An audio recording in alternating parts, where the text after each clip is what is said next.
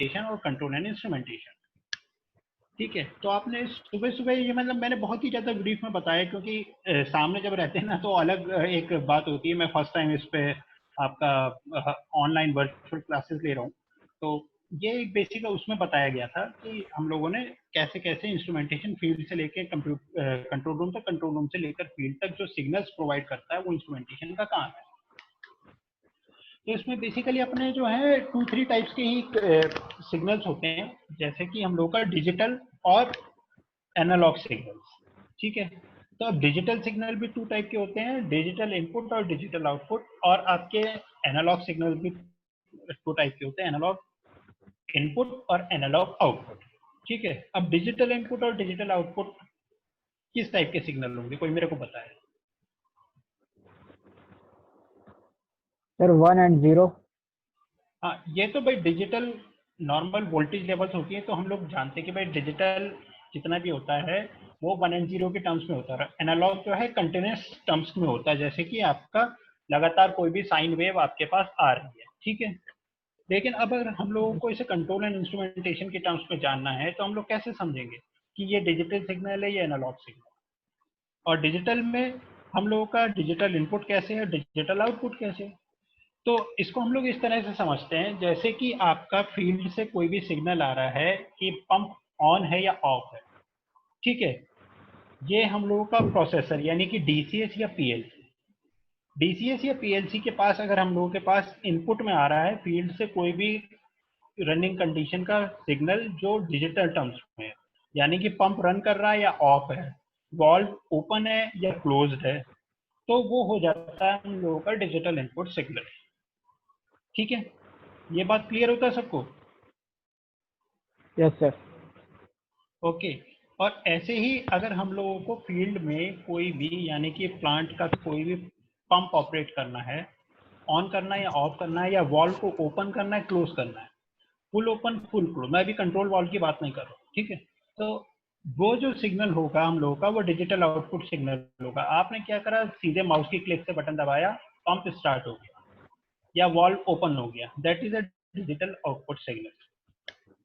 ठीक है, इसके अलावा हम लोगों का क्या होगा, मान लीजिए फील्ड से हम लोगों का कंटिन्यूस सिग्नल आ रहा है पंप का कि प्रेशर जो है वो 5 kg पर सेंटीमीटर स्क्वायर है। अब हो सकता है कि आपका थोड़ा बहुत प्रोसेस कंडीशन अप डाउन होता रहे, 5 से 4.9 हुआ, 4.9 से 5.1 हुआ, ये कंटिन्यूस थोड़ा थोड़ा वेरिंग हो रहा है, 4.95, 4.98, 5.02, 5.05, ये कंटिन्यूस चेंज हो रहा है प्रेशर में। ये जो कंटिन्यूस सिग्नल आपके पास फील्ड से आ रहा है पंप का जो डिस्चार्ज प्रेशर है वो आपका हो जाता है एनालॉग इनपुट सिग्नल।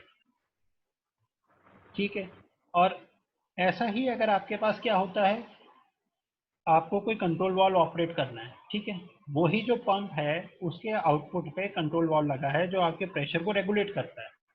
ठीक है, उसे 5 kg पे मेंटेन करना है, थोड़ा सा अप हुआ तो वो कंट्रोल वाल्व जो है आपका डाउन हो जाएगा, ऑटो कंडीशन की बात हो रही है।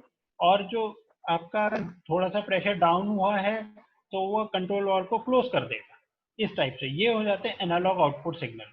मीन्स आपके कंट्रोल वाल्व जिसको हम लोगों को 100% ओपन नहीं करना है, मान लीजिए 50% ओपन करना है, तो वो हो जाता है एनालॉग आउटपुट सिग्नल। थोड़ा सा कंफ्यूजन हो रहा है क्या इस बारे में आप लोगों को? हाँ सर। हाँ तो पूछिए क्या थोड़ा सा डाउट यार। हाँ देखिए, अब एक्चुअल में क्या है कि ना, वहाँ मैं वहां पर होता तो मैं और तरह से बताता। खैर इस चीज को देखिए ऐसे समझते हैं, आपको बॉल को ऑपरेट करना है ना, आपको बॉल को ऑपरेट करना है कि मैंने जब डिजिटल इनपुट सिग्नल की बात करें डिजिटल आउटपुट की, तो मैंने बोला बॉल को फुल ओपन या फुल क्लोज करना।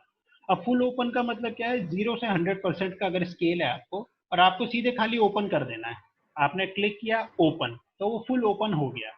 मतलब या तो 0% पे रहेगा वॉल या 100% पे, बीच में उसकी कोई रेगुलेटिंग पोजीशन नहीं हो, that is a digital output signal. और वो वॉल्व को हम लोग नॉर्मली ओपन या क्लोज वॉल्व बोलते हैं, मतलब कि ओपन रहेगा या क्लोज रहेगा। ठीक है, अब हम लोगों का कोई वॉल्व है जिसका हम लोगों का कंडीशन जो है वो 50% है वॉल्व का, अब आप उसे कैसे बोलेंगे, या तो 50% ओपन या 50% क्लोज्ड है।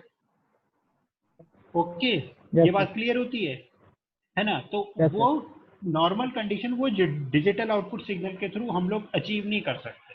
उस केस के लिए अपने को क्या चाहिए रहता है, एनालॉग आउटपुट सिग्नल, जो वॉल्व को किसी बीट की पोजीशन को 0 से 100% के बीच में होल्ड करके रखता है। ठीक है, that is the analog signal. अब वो वॉल्व कितना परसेंट ओपन है, आपने भाई 50% का कमांड दे दिया, ठीक है, आपने उसे 50% का कमांड दिया, वॉल्व जो है वो 49% ओपन हुआ, आपने उसे दिया 50 का कमांड है लेकिन 49% ओपन हुआ है। आपको कैसे पता चलेगा कि फील्ड में आपने तो 50 का दे दिया, आप तो सोचेंगे 50 हुआ है, लेकिन जो प्रोसेस की कंडीशन होती है, आपने वॉल्व को कैसे कैलिब्रेट किया है, उसका स्केल, लीनियरिटी, जो आपकी सुबह सुबह अमित ने बताया होगा, लीनियरिटी वगैरह जो भी डिजायरेबल और अनडिजायरेबल कैरेक्टरिस्टिक्स बताई होंगे ऑफ इंस्ट्रूमेंट्स की, उसकी वजह से जो डिस्टर्बेंसेस आती है प्रोसेस में, हो सकता है उसकी वजह से वॉल्व जो है वो आपका 49% ओपन हो रहा हो, या हो सकता है 52% भी ओपन हो रहा हो। तो उस कंडीशन को वापस अपने को कंट्रोल रूम में लेना है, तो वो वॉल्व का पोजीशन फीडबैक जो आ रहा है, वो भी एक तरह का एनालॉग इनपुट सिग्नल है, जो बताएगा आपको वॉल्व की फील्ड में कितना परसेंट ओपन है। ठीक है, ये बात समझ आती है। Position Yes, sir. फीडबैक, वो वॉल का पोजीशन फीडबैक है, वो भी एनालॉग इनपुट सिग्नल है। मैंने आपको बताया कि आपके पास प्रेशर आया, वो एनालॉग इनपुट सिग्नल है। आपके पास फील्ड से फ्लो की इंडिकेशन आ रही है, किसी पाइप के थ्रू फ्लो हो रहा है, उसका इंडिकेशन आ रहा है, तो वो कितना हुआ, वो भी एनालॉग इनपुट सिग्नल के थ्रू ही आपके पास आएगा। ये बात समझ आती है? Yes, sir. आपने भाई सुबह प्रेशर के बारे में पढ़ा, फ्लो के बारे में पढ़ा है ना, और लेवल के बारे में भी पढ़ा। अब वो सारे के सारे जो ये पैरामीटर्स हैं, ये सारे के सारे जो हैं आपके कंटिन्यूस इंडिकेशन वाले पैरामीटर्स हैं, और ये सारे के सारे जितने भी आपके कंट्रोल रूम में इंडिकेशन होते हैं, ये सब continuous 4 to 20 milli ampere signal के थ्रू डीसीएस में या पीएलसी में आपके आ रहे होते हैं। ठीक है, अब वो 4 to 20 मिली एम्पियर का जो सिग्नल होता है, वो कंटिन्यूस बेसिस पे आपका प्रोसेसर उसको रीड कर रहा है। वो जो आपका रीडिंग है वो कन्वर्ट होके आपके डीसीएस में as per range of the instrument वो इंडिकेशन आ रहा होता है। ठीक है, ठीक सर। डाउट हो रहा है? नहीं सर। No sir. थोड़ा तो डाउट होगा, कारण है कि अब देखो, अगर मैं वहां पर होता तो ठीक है ना, लेकिन अभी क्या है कि इस चीज को इस तरह से समझो कि आपका जो डिजिटल इनपुट और डिजिटल आउटपुट सिग्नल है, इसको रीड करने के लिए जो प्रोसेसर या आपका पीएलसी होता है, उसके पास अलग अलग मॉड्यूल्स होते हैं। ठीक है, जो डेडिकेटेड मॉड्यूल्स होते हैं वो आपका सिग्नल्स को रीड करते हैं और सिग्नल्स को फील्ड में सेंड भी करते हैं। ठीक है, जैसे हम लोगों ने बताया कि डिजिटल इनपुट सिग्नल है, अब वहां पर आपका जो डिजिटल इनपुट सिग्नल है वो प्रोसेसर के पास आ रहा है। अब प्रोसेसर उसे कैसे रीड कर रहा है, वाया डिजिटल इनपुट चैनल या डिजिटल आउटपुट चैनल्स के थ्रू फील्ड में भेज रहा है। उसमें कोई, आप ये बात समझते हैं ना कि भाई जो भी इंस्ट्रूमेंटेशन सिस्टम है, अगला एक बार स्लाइड देखते हैं। ठीक है, अब ये वाला जो है इंस्ट्रूमेंटेशन सिस्टम में सबसे पहले ये जो पोर्शन है जहां पर मैं ये क्लिक कर रहा हूं, जहां से इनपुट प्रोसेस वेरिएबल आई आपकी सेंसर के पास, सेंसर से वेरिएबल कन्वर्जन एलिमेंट में आई, वहां से सिग्नल प्रोसेसिंग हुआ, और आउटपुट से जो सिग्नल ट्रांसमिशन हुआ है ना, for use at remote point. ठीक है, ये रिमोट पॉइंट क्या हुआ, ये आपका कंट्रोल रूम ही तो हुआ, यहीं पर तो यूज हो रहा है आपका, यूज एट रिमोट पॉइंट, और वहीं पर वो प्रेजेंटेशन हो रहा है या फिर रिकॉर्ड भी हो रहा है। ठीक है, तो ये जो यूज एट रिमोट पॉइंट हो रहा है, ये कैसे हो रहा है, because of the virtue of a PLC और डीसीएस। जो डीसीएस और पीएलसी उसका फीचर है जो आपको एक लैपटॉप पे या एक जो पर्सनल कंप्यूटर डेस्कटॉप है, ऑपरेटर वर्क स्टेशन या इंजीनियरिंग वर्क स्टेशन है, उसके ऊपर डिस्प्ले हो रहा है। ठीक है, तो ये सारा जो फीचर्स हैं, ये सब एक बहुत बड़ा एक मेजरमेंट सिस्टम लगा रहता है, उसके पास होते हैं। ठीक है, अब ये सारे जो फीचर्स हैं, इन सबको इम्प्लीमेंट करने के लिए अलग अलग उसमें कार्ड्स होते हैं। वो जो कार्ड्स होते हैं वो अलग अलग काम करते हैं। ठीक है, अब आपने क्या करा, हम लोग बात कर रहे थे analog input digital input, analogue output digital output की। ठीक है, तो अब आपके पास फील्ड से सिग्नल आया, मान लीजिए पंप का ऑन फीडबैक। ठीक है, पंप का ऑन फीडबैक आपके पास किस में आएगा, प्रोसेसर के डिजिटल इनपुट चैनल में आएगा। और जो आपका continuous indication of pressure flow इनका आएगा, वो एनालॉग इनपुट सिग्नल में आएगा, वो एनालॉग इनपुट चैनल में आएगा। ठीक है, ऐसे ही अब आपको क्या करना है, फील्ड में वाल्व ऑपरेट करना है, जो एनालॉग आउटपुट चैनल के थ्रू फील्ड में हम लोग सिग्नल भेजेंगे, उसके वर्च्यू की वजह से वो ऑपरेट हो। और जो फील्ड से उसका पोजीशन फीडबैक आएगा, वो भी एनालॉग इनपुट चैनल पे आएगा। तो आपको ये बात क्लियर होती है कि मतलब जो डीसीएस या पीएलसी है वो अपने आप में बहुत बड़ा सिस्टम है, और उसके थ्रू हम लोग फील्ड में होने वाली कंडीशंस को देख पा रहे हैं, और फील्ड में जो भी काम कर पा रहे हैं, जो इक्विपमेंट के पास ऑपरेशन हो रहा है, वो उस डीसीएस या पीएलसी की वर्च्यू की वजह से हो रहा है। ये बात क्लियर होती है आपको? ब्रीफली कुछ समझ आता है इस बारे में? ये वाला जो हम यस लोगों सर, का यस इंस्ट्रूमेंट सर, होता है, क्लियर थोड़ा बहुत? Yes sir. हाँ, एक्चुअल में क्या है कि अब देखिए, हम लोग अगर कभी आप प्लांट में आएंगे ना, अभी तो खैर थोड़ा बहुत ये नहीं हो पाएगा, जब भी आपकी कोई क्लासेस होंगी तो आप एक बार ही आइएगा मेरे पास, मैं आपको वो सिस्टम दिखाऊंगा कि जिसकी वजह से हम लोग फील्ड में सारा ऑपरेशन कर पाते हैं। ठीक है, तो अब यस हम सर। लोगों ने ये चारों टाइप के सिग्नल्स की बात करी है ना। तो एक चीज मैंने बोली थी बीच में, 4 to 20 मिली एम्पियर की बात करी थी मैंने, कि भाई जो हम लोगों के पास जो सिग्नल आता है फील्ड से, वो 4 to 20 मिली एम्पियर के टर्म्स में आता है। ठीक है ना? Yes sir. है ना, 4 to 20 मिली एम्पियर के टर्म्स में आता है। ठीक है, तो अब ये 4 to 20 मिली एम्पियर ही क्यों रखा गया उसको, ये बताइए, कोई जानता है इस बारे में? सर अगर यदि 4 to 20 मिली एम्पियर पे नहीं रखते हैं, यदि हम लोग जैसे 4 मिली एम्पियर को इनपुट आया हमारे कंट्रोल सिस्टम में, तो या तो वो हमको इनपुट कुछ देगा, अगर 4 की जगह हम लोग 0 रख देते हैं तो 0 मिली एम्पियर की जगह 0 इनपुट ही देगा। तो समझिए कि सिस्टम ऑन है ऑफ है, इसलिए 4 to 20 मिली एम्पियर। हाँ हाँ, ठीक है, चलिए मतलब कुछ ऐसा। कई कई सारी आवाजें आ रही थी मेरे को, तो मतलब हाँ ठीक है, मतलब कि हम लोग ये जान सकते हैं कि 4 to 20 मिली एम्पियर में अगर 0 मिली एम्पियर आ रहा है, तो हम लोग ये जान सकते हैं कि हम लोग का इंस्ट्रूमेंट खराब है।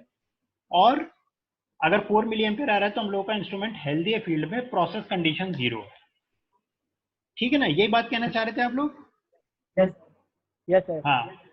अच्छा, इसके अलावा इसका एक और रीजन है, दूसरा रीजन क्या है, कि जितने भी हम लोग के इलेक्ट्रॉनिक इक्विपमेंट होते हैं, उनकी लीनियरिटी जो है वो 4 to 20 की रेंज में हम लोगों की ज्यादा बेटर होती है एज कंपेयर टू अलग से, जैसे 5 to 25 कर लें या 0 to 25 कर लें, उस रेंज से ज़्यादा बेटर लीनियरिटी होती है। तो ये इसका आंसर है कि 4 to 20 मिली एम्पियर सिग्नल को ही स्टैंडर्ड इंटरनेशनल लेवल पे क्यों एक्सेप्ट किया। ऐसा नहीं कि खाली 4 to 20 होता है, और भी सिग्नल्स होते हैं, 5 to 25, 0 to 10 वोल्ट भी सिग्नल होता है, 5 to 15 वोल्ट भी यूज होता है प्लांट में कई जगह, है ना।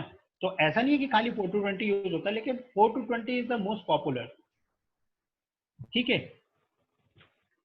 Okay sir. हाँ। अच्छा, अभी हम लोगों ने एक चीज इसमें पढ़ी होगी नीचे, जब हम लोगों ने ये स्टैटिक कैरेक्टरिस्टिक और डायनेमिक कैरेक्टरिस्टिक्स वगैरह पढ़ी होंगी, तो इसमें एक्यूरेसी, सेंसिटिविटी, प्रिसीजन और static error, dead zone drift, इसके बारे में सब लोगों को क्लियर हो गया?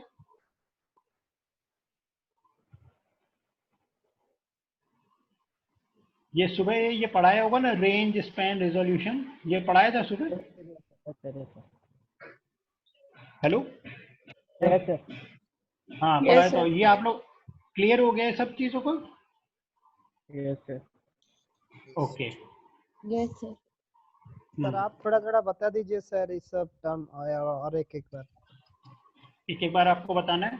अच्छा देखिए, हम लोग के जो भी कैरेक्टरिस्टिक्स ऑफ इंस्ट्रूमेंट्स होते हैं, उसमें कुछ एक डिजायरेबल होते हैं, कुछ एक अनडिजायरेबल होते हैं। ठीक है, अब जैसे accuracy, sensitivity, precision, all these are desirable characteristics. On the other hand, the undesirable characteristics like static error, dead zone, drift, ये जो है हम लोग के अनडिजायरेबल कैरेक्टरिस्टिक्स होते हैं। मीन्स वो चीज अगर हम लोगों की इंस्ट्रूमेंट में कम से कम प्रेजेंट हो तो वो बेटर है, और जो दूसरी चीजें उनका प्रेजेंट होना बहुत अच्छा माना जाता है कि हम लोग का इंस्ट्रूमेंट का रिलायबिलिटी उसका ऑपरेशन मोड, वो सब बहुत अच्छा माना जाता है उसके अंदर। अब जैसे रेंज हो गया, the range of an instrument is the lowest and highest value, ये तो आप लोग जान ही सकते हैं कि कोई ट्रांसमीटर है हमारे पास, 0 से 10 kg का उसका रेंज है, तो मीन्स वो 0 से 10 kg पर सेंटीमीटर स्क्वायर का प्रेशर जो है हम लोगों को फील्ड से लेकर वहां तक शो कर सकता है। स्पैन द हाईएस्ट रेंज, और resolution is the smallest amount of input signal change that an instrument can detect reliably. Resolution, ये बात समझ आती है? स्मॉल सिग्नल जो इंस्ट्रूमेंट को, जो स्मॉलेस्ट चेंज जो होता है, smallest change of input that can instrument detect and reflect, means जैसे कि आपका कोई प्रेशर गेज है, मान लीजिए प्रेशर गेज तो सबने देखा होगा। Yes sir. यस सर, है ना, प्रेशर गेज सबने देखा होगा। अब हम लोगों को कोई प्रेशर गेज है, ठीक है, वो 0 से लेके 50 उसका रेंज मान लीजिए, है ना, और उसका जो रेंज के बीच में जो मार्क्स लगे होते हैं, 0 है, 5 है, 10 है, 15 है, 20 है, और ऐसे करते करते 10 इंडिकेशन उसमें 0 से 50 के बीच में, ठीक है। तो अब 0 से 5 के बीच में वो कहीं पे पॉइंट कर रहा है, तो आपको कैसे पता चलेगा कि भाई प्रेशर हम लोगों का कितना है ना। तो ये चीज रेजोल्यूशन होती है। आपको 0 से 5 के बीच में नहीं पता चलेगा कि कितना है, तो आप क्या है, या तो 5 बताओगे या 0 बताओगे, ठीक है। अब आप कहोगे कि नहीं है सर, समवेयर बिटवीन 0 एंड 5 है, तो आप मतलब कंफर्मेशन से नहीं बता पाओगे कि ये इसका हम लोगों का करंट इंडिकेशन है। तो अब दूसरी टाइप में मैं कहता हूं कि कोई गेज है हम लोगों का, वो 0 से 1 2 3 4 5 6 7 8 9 10 ऐसे करते करते 50 तक दिखाता है, ठीक है। तो 0 से 50 तक वो सारी वैल्यूज दिखा रहा है। अब 0 से 5 के बीच में कुछ भी वैल्यू है तो आप उसे बता पाओगे ना, हाँ सर 3 kg पर सेंटीमीटर स्क्वायर इस time pressure, that is the resolution of the instrument. Clear होती है वाली बात? Yes sir, yes sir. Yes sir. अब एक्यूरेसी, एक्यूरेसी एक ये बहुत इंपॉर्टेंट फीचर होता है किसी भी इंस्ट्रूमेंट का, और मोस्ट डिजायरेबल होता है, ठीक है। अब एक्यूरेसी क्या होता है कि किसी भी इंस्ट्रूमेंट की जो प्रोसेस कंडीशन है उसकी ट्रू वैल्यू को दिखाने की कैपेबिलिटी, ठीक है। ट्रू वैल्यू को हम लोग कभी जान नहीं सकते, लेकिन अगर कोई इंस्ट्रूमेंट है, आपने किसी प्रोसेस कंडीशन को उससे मेजर किया और उसने 10 बारी में 10 बार की 10 बार एक ही चीज बताई कि मान लीजिए पंप का जो रनिंग प्रेशर है वो 5 kg पर सेंटीमीटर स्क्वायर है। आपने 10 बार मेजर किया, अब 10 बार ही वो एक्यूरेट 5 ही दिखा रहा है, तब आप कहेंगे कि हाँ इस पंप का जो प्रेशर है वो 5 kg पर सेंटीमीटर स्क्वायर है।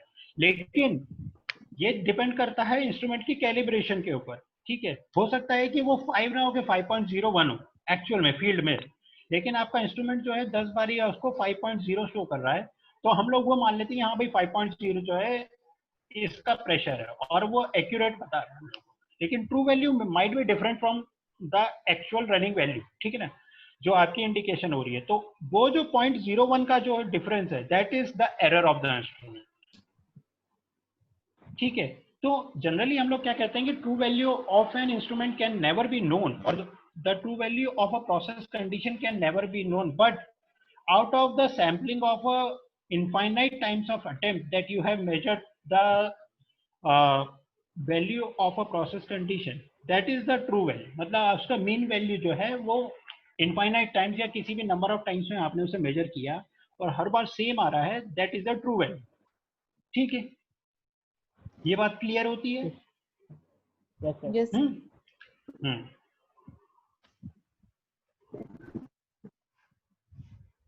इसके अलावा एक और कंडीशन आती है प्रिसाइज। बीइंग प्रिसाइज मींस कि किसी भी रीडिंग्स को हमेशा रिपीट करना है। एक इंस्ट्रूमेंट की capability is known as precision.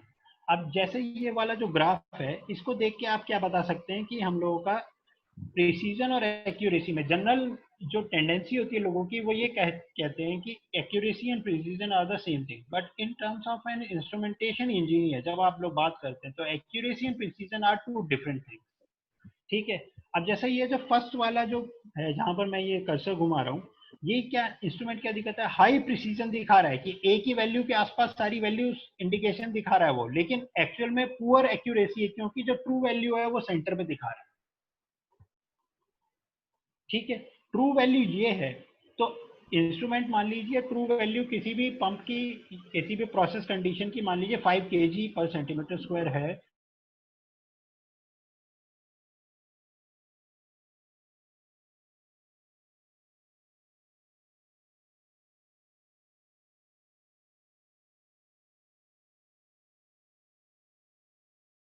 है, ठीक है। अब जो ये सेकंड वाली है, पुअर प्रिसीजन पुअर एक्यूरेसी, मतलब एक बारी 5 दिखा दिया, एक बारी 6 दिखा दिया इंस्ट्रूमेंट ने, एक बारी 4.9, एक बारी 5.2, ऐसे कुछ कुछ कुछ भी दिखा रहा है।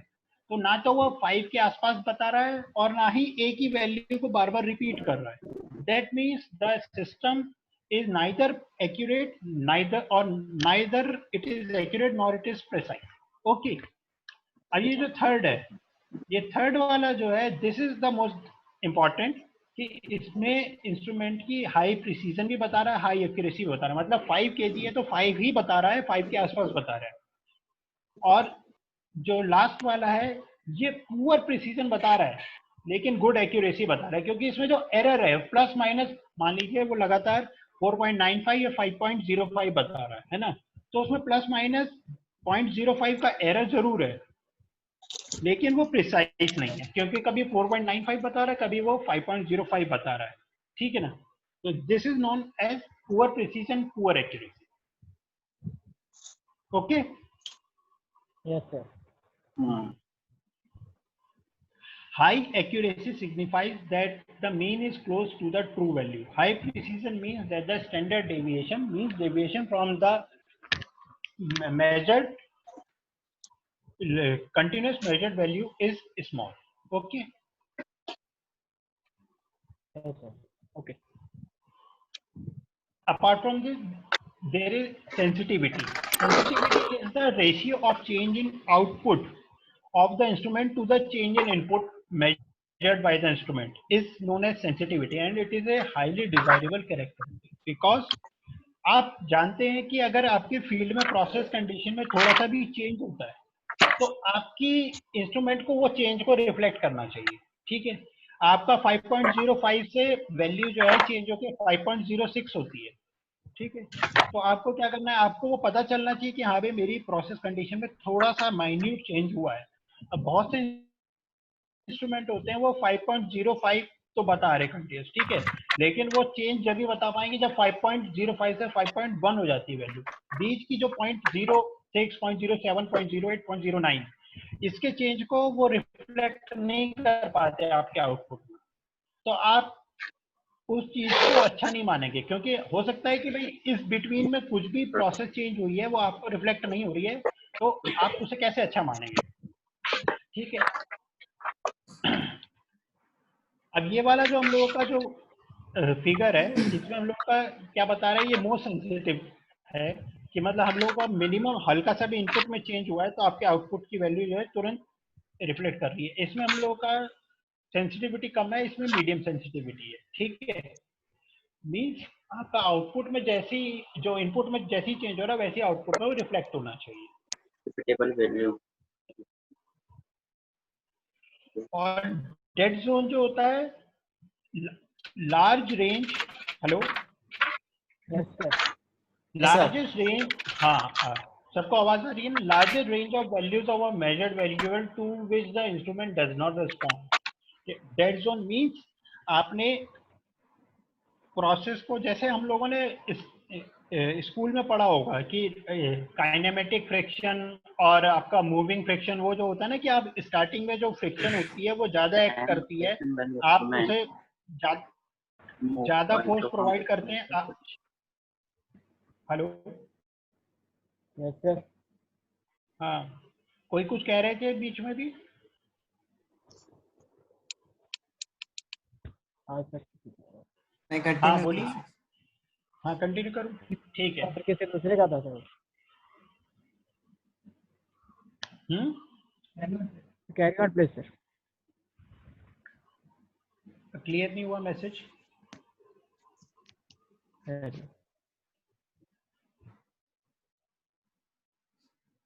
Hello, yes sir. Yes sir.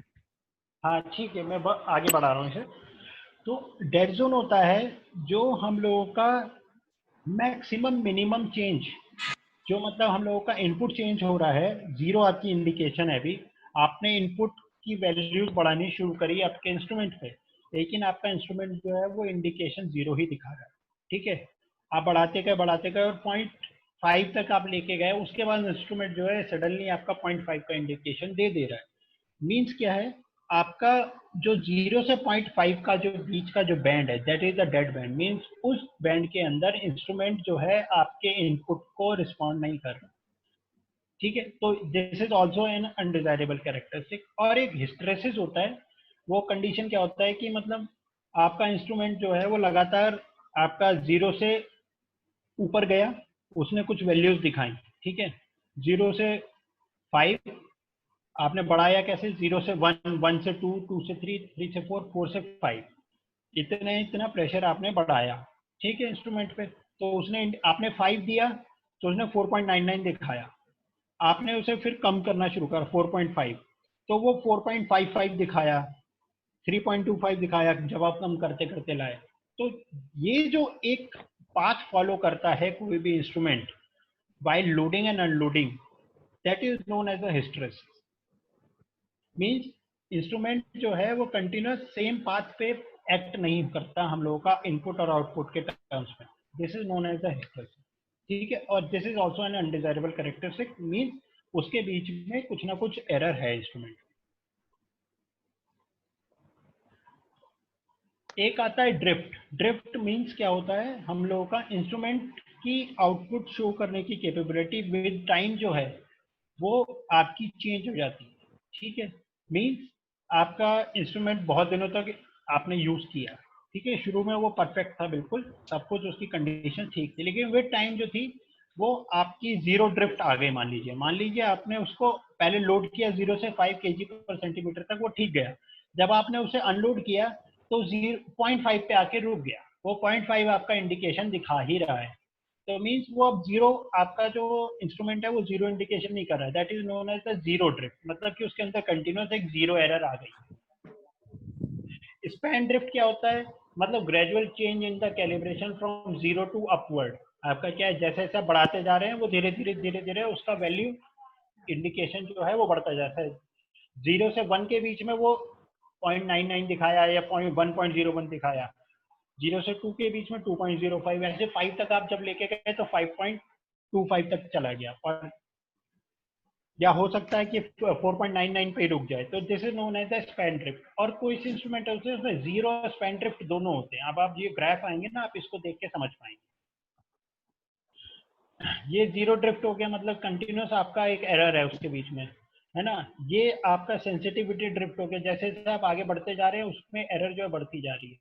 और ये वाला जो थर्ड वाला है, इसमें जीरो ड्रिफ्ट भी है और सेंसिटिविटी ड्रिफ्ट भी है। मीन्स आपका जीरो भी नहीं हो रहा है और आगे भी आगे जाता जा रहा है, मतलब आगे भी उसमें एरर जो है बढ़ती जा रही है।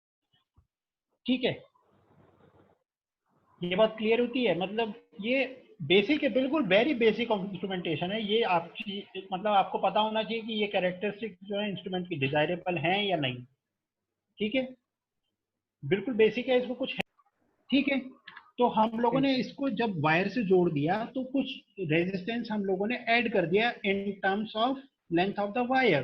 ठीक है, तो जितना इसका लेंथ है Rw2 Rw3 का, वही Rw1 Rw2 का लेंथ है। तो अगर हम लोगों ने Rw2 और Rw3 का रेजिस्टेंस मेजर कर लिया और उसको हम लोगों ने इन दो पोर्ट्स के बीच से, Rw1 और Rw2 वाले पोर्ट्स के बीच में से माइनस कर दिया, तो हमें एक्यूरेट थ्री ये जो वायर आरटीडी जो फील्ड में लगी है हम लोगों का, जो प्रोसेस में लगी है, उसका रेजिस्टेंस मिल जाएगा।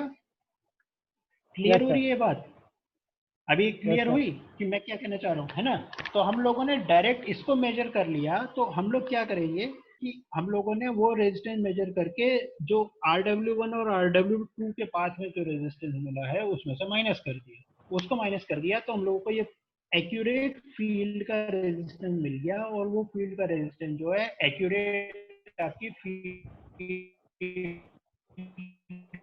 की करंट टेम्परेचर कंडीशन के बराबर रहेगा। Okay, okay sir. ठीक है ये बात।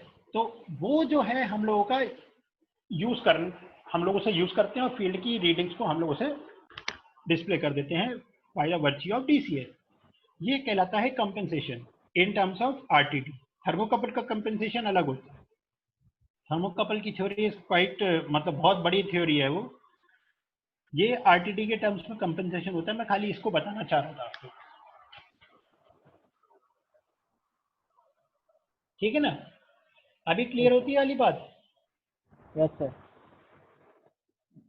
अब आरटीडी के एडवांटेज क्या होते हैं कि बहुत फास्ट रिस्पॉन्स होता है और RTD will not experience within its range is more accurate and higher sensitivity than thermocouple in an installation where long leads are required. The RTD does not require special extension cable.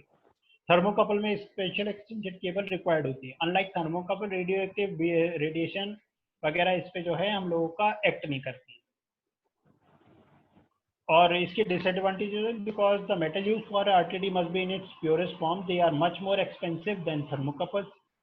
In general, an RTD is not capable of measuring as wide a temperature as thermocouple, क्योंकि RTD की measurement range बहुत कम रहती है, ज़्यादा maximum 500-600 degree centigrade. Thermocouple बहुत ज़्यादा तक की काम में आता है। A power supply failure can cause erroneous reading, वो भी होता है। और small changes in resistance are being measured, thus all connection must be tight and free of corrosion.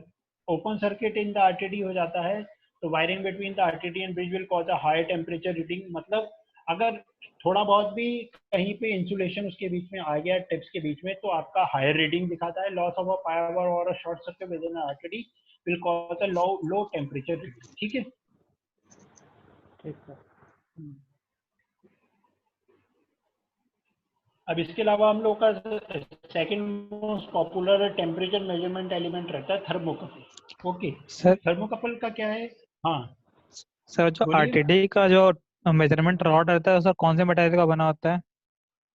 RTD का देखिए मेजरमेंट रॉड जो होता है जनरली उसमें क्या रहता है, प्लेटिनम, निकेल, कॉपर। इसके कोई एलॉयज जो हैं हम लोगों का, वो जो आरटीडी का एलिमेंट होता है, मैं उसकी बात कर रहा हूँ, वो प्लेटिनम निकल एलॉय होती है। और जनरली जो आरटीडी होती है वो PT100 और PT1000 के फॉर्म में आती है। PT100 का मतलब क्या है, उस आरटीडी का जो 0 डिग्री सेंटीग्रेड का रेजिस्टेंस है वो PT100 के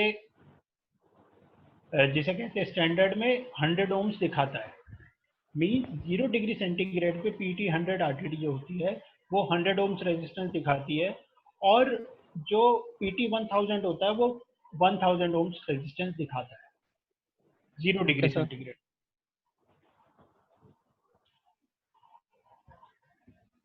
थर्मोकपल, अब थर्मोकपल क्या होता है कि ये काम करता है सीबेक इफेक्ट पे। ठीक है, सीबेक इफेक्ट क्या कहता है कि whenever two dissimilar metals are brought together at different temperature with both its junctions are at different temperature, then an EMF is induced in between those two different junction. This is known as the Seebeck effect. और thermocouple का जो काम है वो Seebeck effect को ही use करके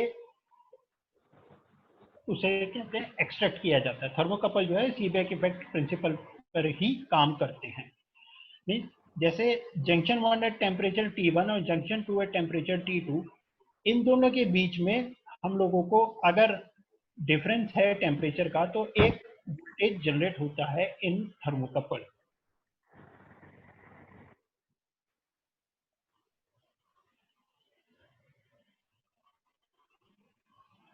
So in order to use a thermocouple to measure process temperature, one end of the thermocouple has to be kept in contact with the process, while the other end has to be kept at a constant temperature.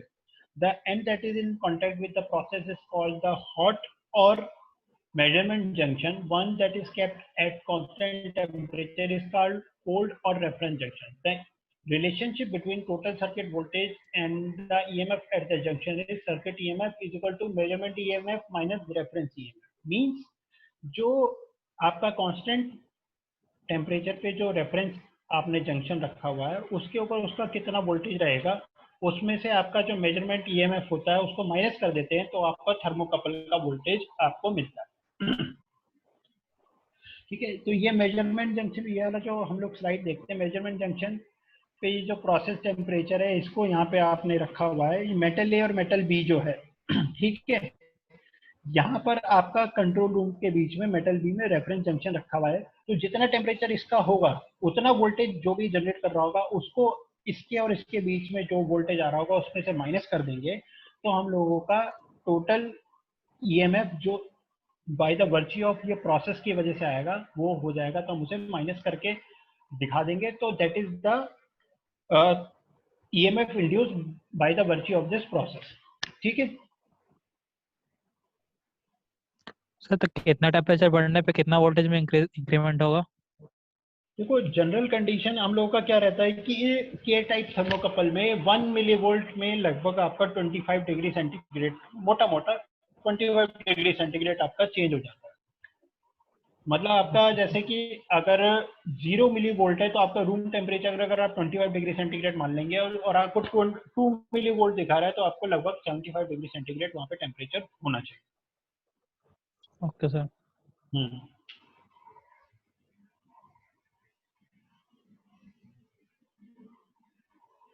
अब thermocouple की क्या advantage, अगर कभी मौका मिला तो मैं आपको थर्मोकपल की थ्योरी जो है वो बोर्ड पे पढ़ाऊंगा, यहाँ पर तो मैं अभी उसे पढ़ा नहीं पाऊंगा। ठीक है, दैट इज अ वेरी मतलब बहुत वाइड थ्योरी है, उसको पढ़ लेंगे तो आपको थर्मोकपल के जितने भी वो फंडास हैं वो क्लियर हो जाएंगे कि उसको हम लोग कैसे एम्प्लॉय करते हैं।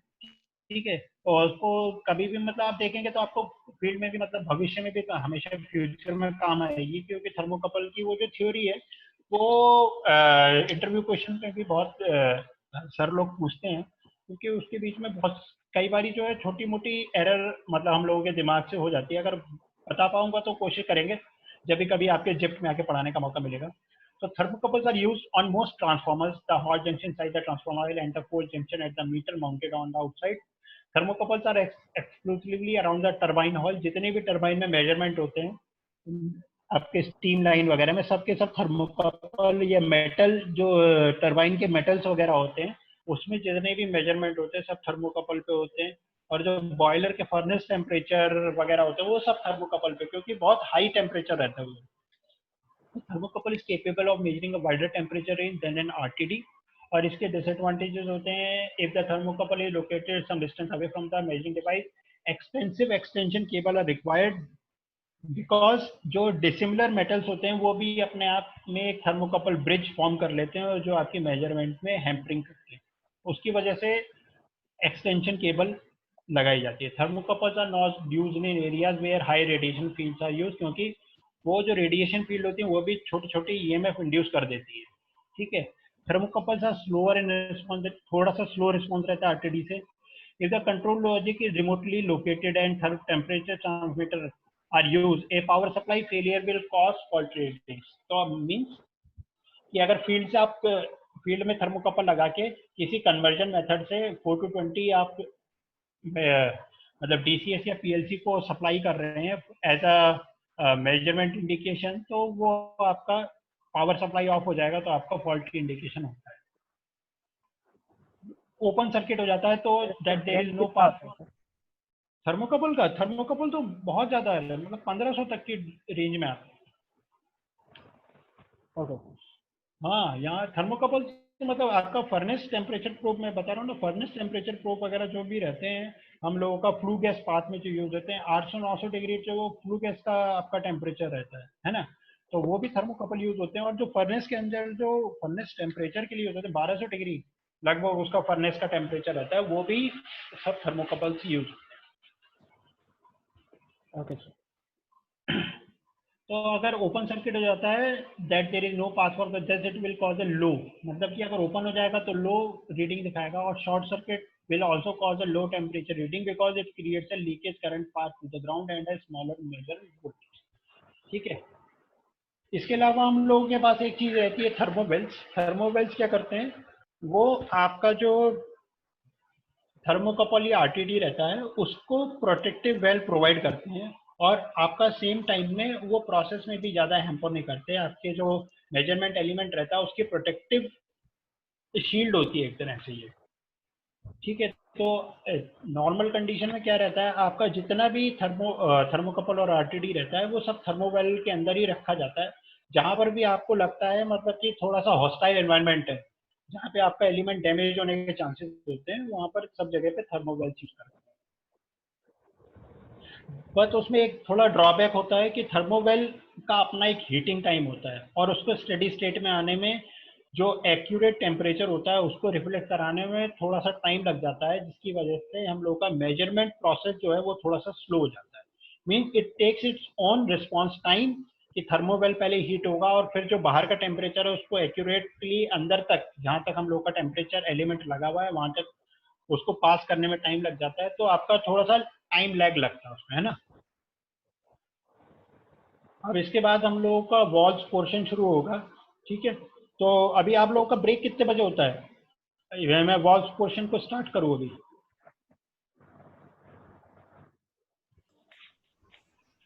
हेलो। Hello sir. यस हाँ सर। हाँ अजय सर बोलिए सर। हाँ हाँ, मैं अंशुमन, मैं बोल रहा था कि मैं वॉल्स पोर्शन को स्टार्ट करूँ या फिर अभी ब्रेक ले लेते हैं हम लोग? सर वो बोल रहे हैं कि ये सेशन जब खत्म हो जाएगा तब ब्रेक ले लीजिएगा सर। हाँ ठीक है। हाँ सर वो अच्छा रहेगा क्योंकि कंप्लीट हो जाएगा सेशन पूरा। हाँ ठीक है, ये वाला मैं आपको control walls and it's objectives के बारे में बताता हूँ, है ना।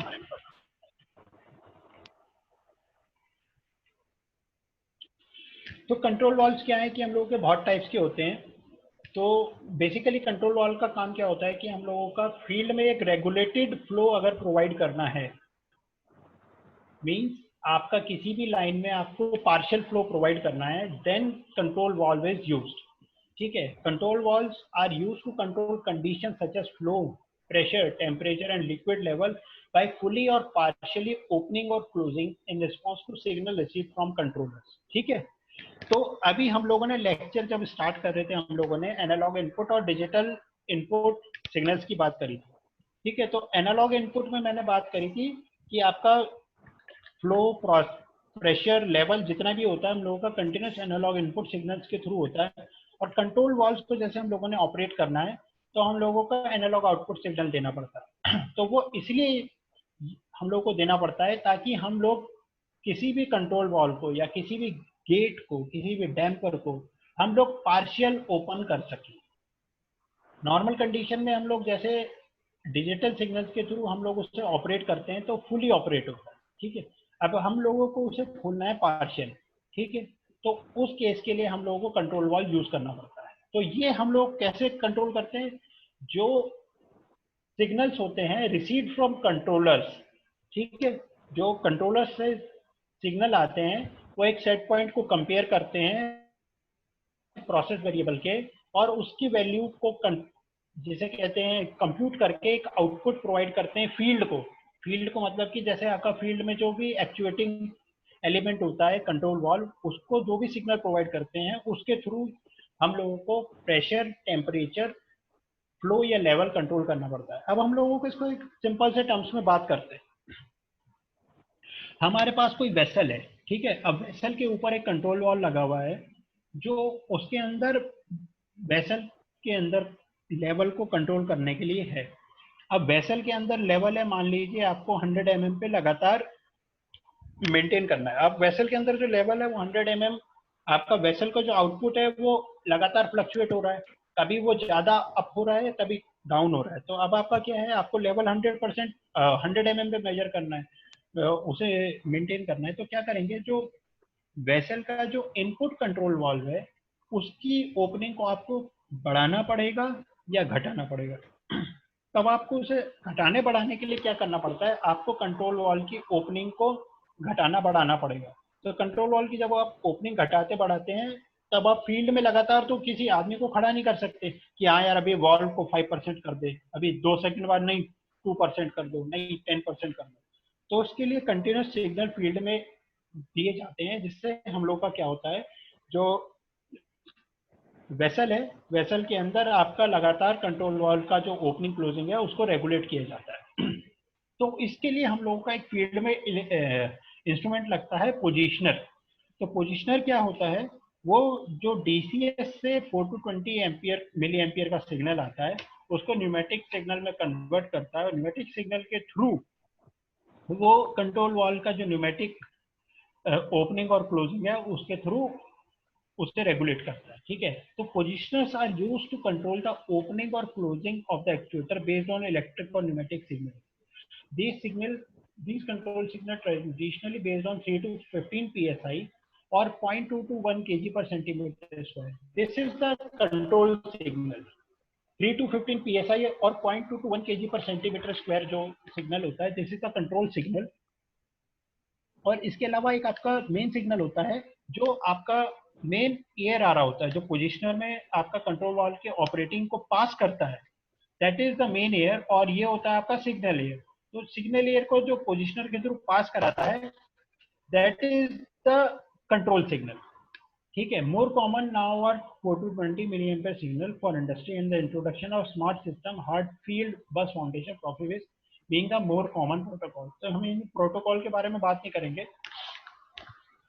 तो a valve is a device that regulates the flow of substance, gases, fluidics, solids, slurries, etc., by partially closing or partially obstructing various pathways.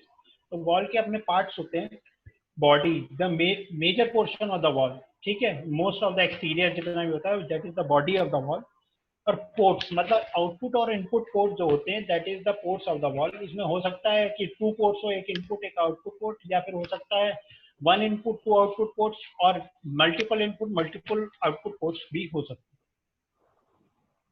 Discs and rotors, the inside the valve body, flow through the valve may be partially or fully blocked by an object called a disc. Although valve discs of some kind of valves are traditionally disc shaped, this can come in various shapes, बहुत सी shapes में आती हैं। Although the valve body remains stationary within the fluid system, the disc in the valve is movable so that it can control the flow or obstruct the flow. The valve seat is the interior surface in the body which contacts the disc to make or to form a seal to block the flow or to obstruct the flow, ठीक है। और वो काफी मतलब उसके भी अपने जिसे कहते हैं लीक टाइट, उसकी लीकेज क्लासेस होती हैं, वो हम लोग अभी डिस्कस नहीं करेंगे। मतलब लीक टाइट होता है particularly when the valve is shut, if the disc move linearly as the valve is controlled, the disc comes into contact with the seat when the valve is shut, ठीक है। तो जो disc होता है वो valve की seat के ऊपर बैठता है, तो उसकी वजह से हम लोगों का पाथ ऑब्स्ट्रक्ट हो जाता है, वॉल्व के थ्रू जो फ्लो है वो ऑब्स्ट्रक्ट हो जाता है। स्टेम इज द रॉड और similar piece spanning inside and outside of the valve. Rod वो होता है जो आपका डिस्क को वॉल्व की सीट के ऊपर अप डाउन क्लोज करके, मतलब अप डाउन मूव करा के मतलब उसकी पोजीशन को चेंज करता है, ठीक है। Bonnet is basically acts as a cover and on the valve body. It is commonly semi-permanently screwed into the valve body, ठीक है। Spring, many valves have a spring for spring loading to normally shift the disc into some position by default, but allow control to reposition the disc. Means जहाँ पर भी control valve हम लोग बनाते हैं वहां पर एक स्प्रिंग बेस्ड सिस्टम होता है जो डिफॉल्ट कंडीशन में वाल्व को या तो ओपन रखता है या क्लोज रखता है, ठीक है। और पोजिशनर का जो सिग्नल होता है, पोजिशनर के सिग्नल के वर्च्यू की वजह से हम लोग वाल्व को ओपन या क्लोज कर सकते हैं। This is the flow through a valve. Closing element, this is the stem, ठीक है। Inlet port, output port, stuffing, और ये जो है हम लोगों का सीट रहता है, इसके अंदर ये बैठ जाता है, तो हम लोगों का वाल्व का आउटलेट पोर्ट जो है इनलेट पोर्ट से डिस्कनेक्ट हो जाता है, और आपका क्या होता है बेसिकली फ्लो जो है वो शट डाउन हो जाता है। Types of valve, gate valve ऊपर से नीचे डायरेक्ट बंद होता है, ठीक है। ग्लोब वाल्व क्या होता है आपका, जब ये घूमेगा ये ऊपर की तरफ मूव करेगा और वाल्व का जो है फ्लो इस डायरेक्शन से लेके इधर से ऐसे फ्लो थ्रू होगा। नीडल वाल्व बहुत छोटे वाल्व्स के लिए यूज होता है, ये भी इसी तरह से होता है, इसमें भी फ्लो इधर से निकल के ये नीडल ऊपर की तरफ मूव हो जाती है और ये आपका बॉटम से निकल के ऊपर की तरफ जाके आउटलेट पोर्ट पे जाता है। बटरफ्लाई वाल्व ये आपका इस तरह से घूम जाता है, तो जब इस तरफ से घूमता है तो फ्लो इस तरफ से हम लोगों का पास हो जाता है। ये वाला जो डॉटेड कंडीशन है इसका ओपन कंडीशन है, और ये जो आपका शेडेड पोर्शन है ये आपका क्लोज कंडीशन है बटरफ्लाई वाल्व। सर ये जो कंट्रोल वॉल्व होता है इसमें हमारा कितना परसेंट ओपन है कितना परसेंट क्लोज है, इसको फीडबैक के लिए कौन सी डिवाइस लगी होती है? फीडबैक के लिए हम लोगों का बेसिकली पोजीशन फीडबैक ट्रांसमीटर रहता है। पोजीशन फीडबैक ट्रांसमीटर हम लोगों का जनरली आरवीडीटी होता है, रेजिस्टेंस वेरिएबल डिफरेंशियल ट्रांसमीटर, और एलवीडीटी, है ना। ठीक है, आरवीडीटी एलवीडीटी के थ्रू हम लोग उसका पोजीशन जो है वो मूवमेंट के टर्म्स में, जैसे आपका मान लीजिए 10 mm खुला तो आपका रेजिस्टेंस उसके हिसाब से चेंज हो जाता है, और वो रेजिस्टेंस चेंज होता है तो कॉरेस्पॉन्डिंगली आपका वोल्टेज और जो करंट होता है वो भी आपका डीसीएस में चेंज हो जाता है। तो उसको वो कन्वर्ट करके बताता है कि हाँ भाई इस टाइम आपका वॉल जो है इतना परसेंटेज पे खुला है। ओके। देखते हैं आगे, शायद वो पोर्शन भी आएगा। अभी इसको पढ़ते हैं थोड़ा थोड़ा, है ना। Gate valve best suited, quick opening होता है, fully open fully close, non throttling, और मतलब बहुत ज्यादा आपका जहाँ पर ओपन क्लोज नहीं करना चाहिए वहां पर यूज होता है। Oil gas slurries, heavy liquid, steam, non condensing gases, corrosive liquids को यूज होते हैं। Advantages high capacity, tight set off, low cost, little resistance to flow. और disadvantages poor control, cavitated, low pressure drops, can not be use for throttling. Throttling मतलब कि हम लोग उसे अगर जैसे कि पार्शियली खोलेंगे तो वो प्रॉब्लम हो जाता है गेट वॉल का।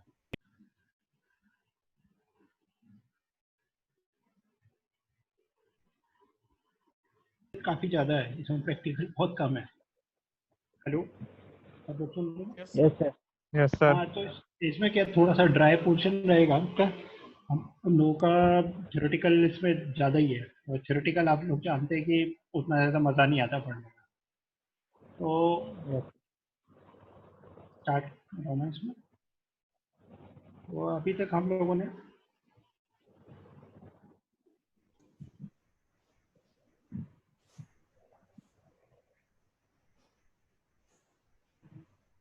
आपको स्क्रीन दिख रहा है आप लोगों को? सर शेयर नहीं हुआ है सर। हाँ, शेयर तो किया। सर और एक बार कर दीजिए ना सर।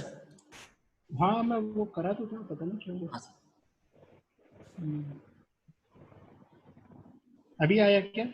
हाँ सर आ रहा है सर, नो सर। थोड़ा टाइम लगेगा सर, आ जाएगा।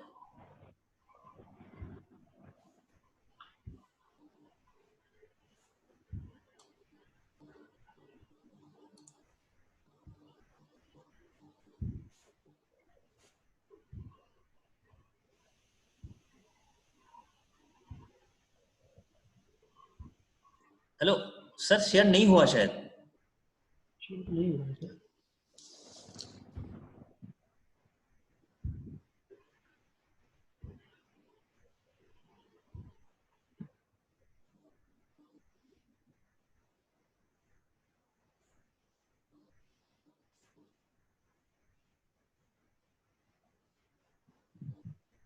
अभी देखिए, सर हाँ अभी हाँ आ गया होगा। हाँ सर, हाँ सर आ गया, आ गया। ठीक है, इसके बाद आता है हम लोगों का लीनियर एंड इक्वल परसेंटेज। ठीक है, तो इसका जो है हम लोगों का थ्रॉटलिंग और फ्लो रेगुलेशन में काफ़ी काम आता है, और जहाँ पर बहुत ज़्यादा फ्रीक्वेंट ऑपरेशन करना पड़ता है, लगातार अप डाउन करना पड़ता है, उस जगह पे linear and equal percentage of valves का बहुत ज़्यादा यूज होता है। Linear and equal percentage of valves का मतलब क्या है कि आपका परसेंटेज ऑफ फ्लो जो है आपका, जैसे 10% है तो आपका 10% ओपनिंग पे 10% फ्लो जो है आपका कवर हो जाता है, 25 पे 25 एंड सो ऑन। तो liquid, vapour, gases, corrosive substances, slurries वगैरह में इनका काफी यूज होता है। Advantages efficient throttling, high pressure, accurate flow control mode, और थोड़े से एक्सपेंसिव रहते हैं इसके ये डिसएडवांटेजेस है, और काफी पोर्ट्स और काफी साइजेस में अवेलेबल रहते हैं। और इसके बाद आता है हम लोगों का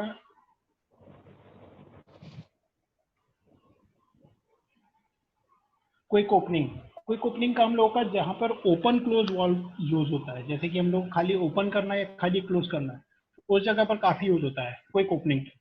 तो ये फुली ओपन लिमिटेड थ्रॉटलिंग, वहाँ पे मतलब कम हम लोगों को क्लोज करके रखना हो, मतलब जैसे कि 80-90% तक ही अगर हम लोगों को मैक्सिमम यूज करना है तो वहाँ पर ये काफी यूज होता है। और हाई टेम्परेचर फ्लूइड्स में ये इसको यूज करते हैं, और मतलब ज्यादा एक्सपेंसिव नहीं होते, कैपेसिटी इनकी हाई होती है, और कैविटेशन की प्रॉब्लम इनमें आ जाती है। अच्छा, लो लीकेज होती है, मेंटेनेंस कॉस्ट भी कम रहती है, और टाइट सीलिंग में लो टॉर्क, मतलब कि आराम से खुल बंद करने के लिए यूज होते हैं। और इसके अलावा हम लोगों का लिक्विड गैसेस स्लरीज और सस्पेंशन सॉलिड्स में इनको काफ़ी काम करते हैं। एडवांटेजेस जो है इसका लो कॉस्ट और लो कॉस्ट एंड मेंटेनेंस में रहती है। Disadvantages high torque required for control, high capacity, prone to cavitation at lower flows.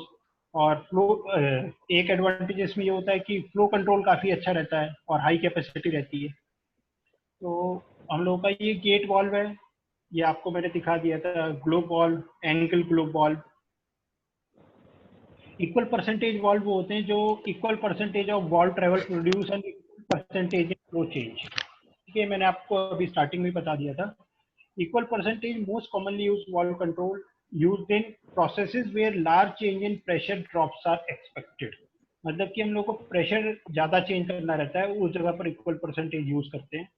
और used in processes where a small percentage of the total pressure drop is permitted by the valve, और used in temperature and pressure control loops। Temperature और pressure control जहां पर रहता है उस जगह पर यूज करते हैं इसको।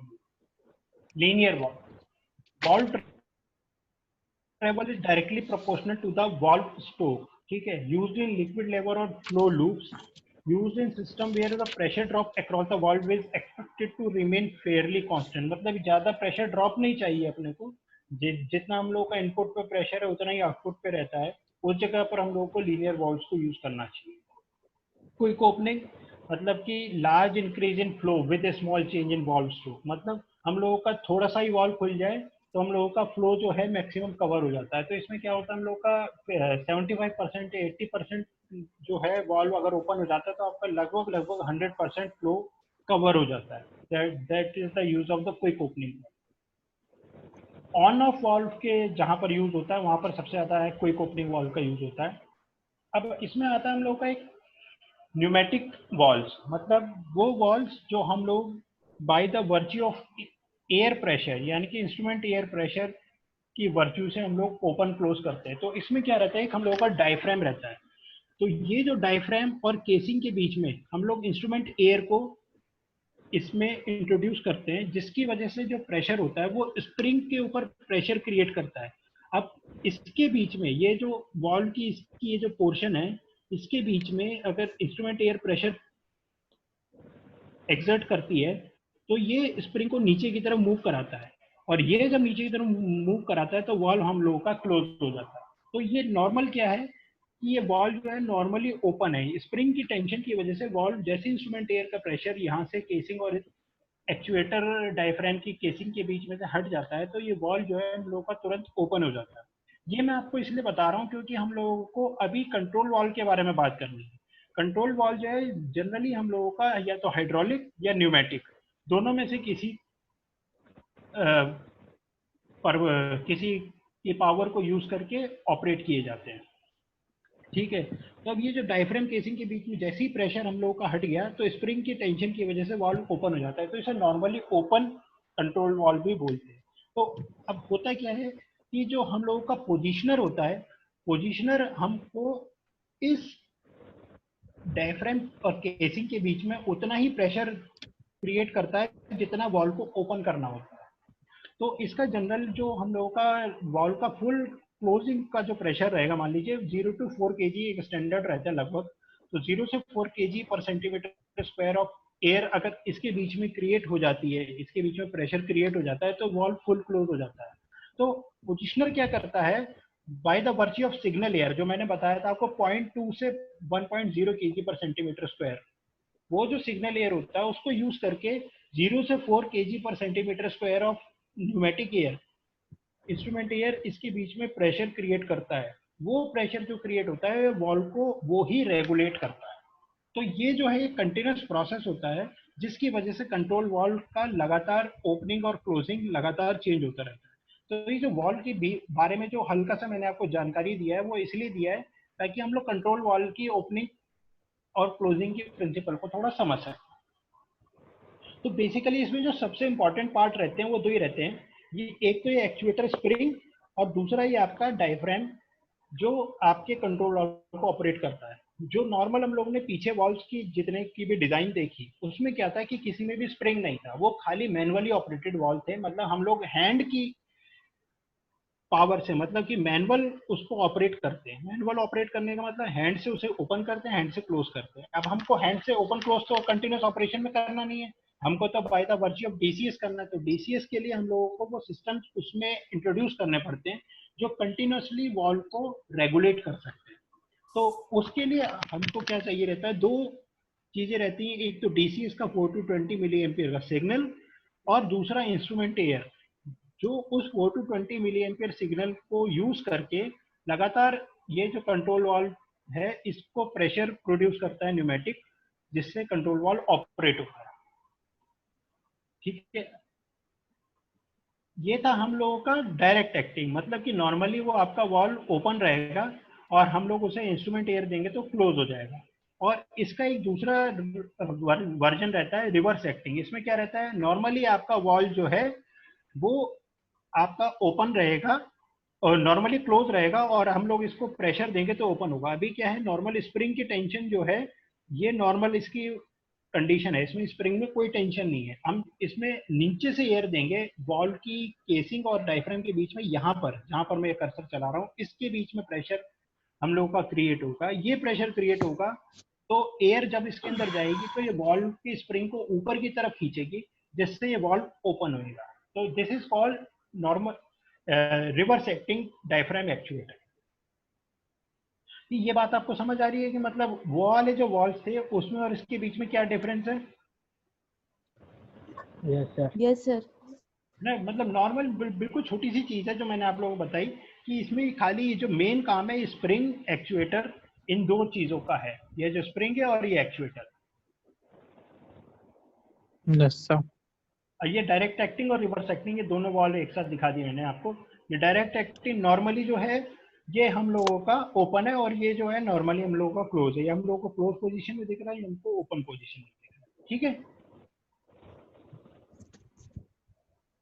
ये टाइप ऑफ वॉल्व्स हैं, कि इसके बारे में बताया कि कौन कौन से वॉल्व किस किस एप्लीकेशन के लिए यूज होते हैं। इसको हम लोग इतना कुछ नहीं देखते, हम लोग आगे जाएंगे। एक्चुएटर पोजीशनर एंड एक्सेसरी, इसके बारे में हमको पढ़ना है बेसिकली कि हम लोग कंट्रोल वॉल्व के थ्रू कैसे प्रोसेस को रेगुलेट करते हैं। तो इसमें एक सबसे इंपॉर्टेंट आता है पोजीशन फीडबैक ट्रांसमीटर, जिसको हम लोग पीएफटी, मैंने शुरू में बताया था आपको। पीएफटी क्या करता है, आपके वॉल्व की पोजीशन को बताता है कि आपका वॉल्व फील्ड में कितना ओपन है।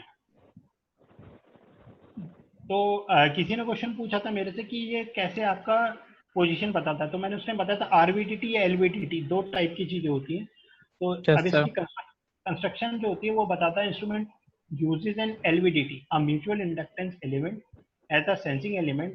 The coil system consists of a primary coil and two separate secondary coils, which are spaced symmetrically with respect to the primary coil.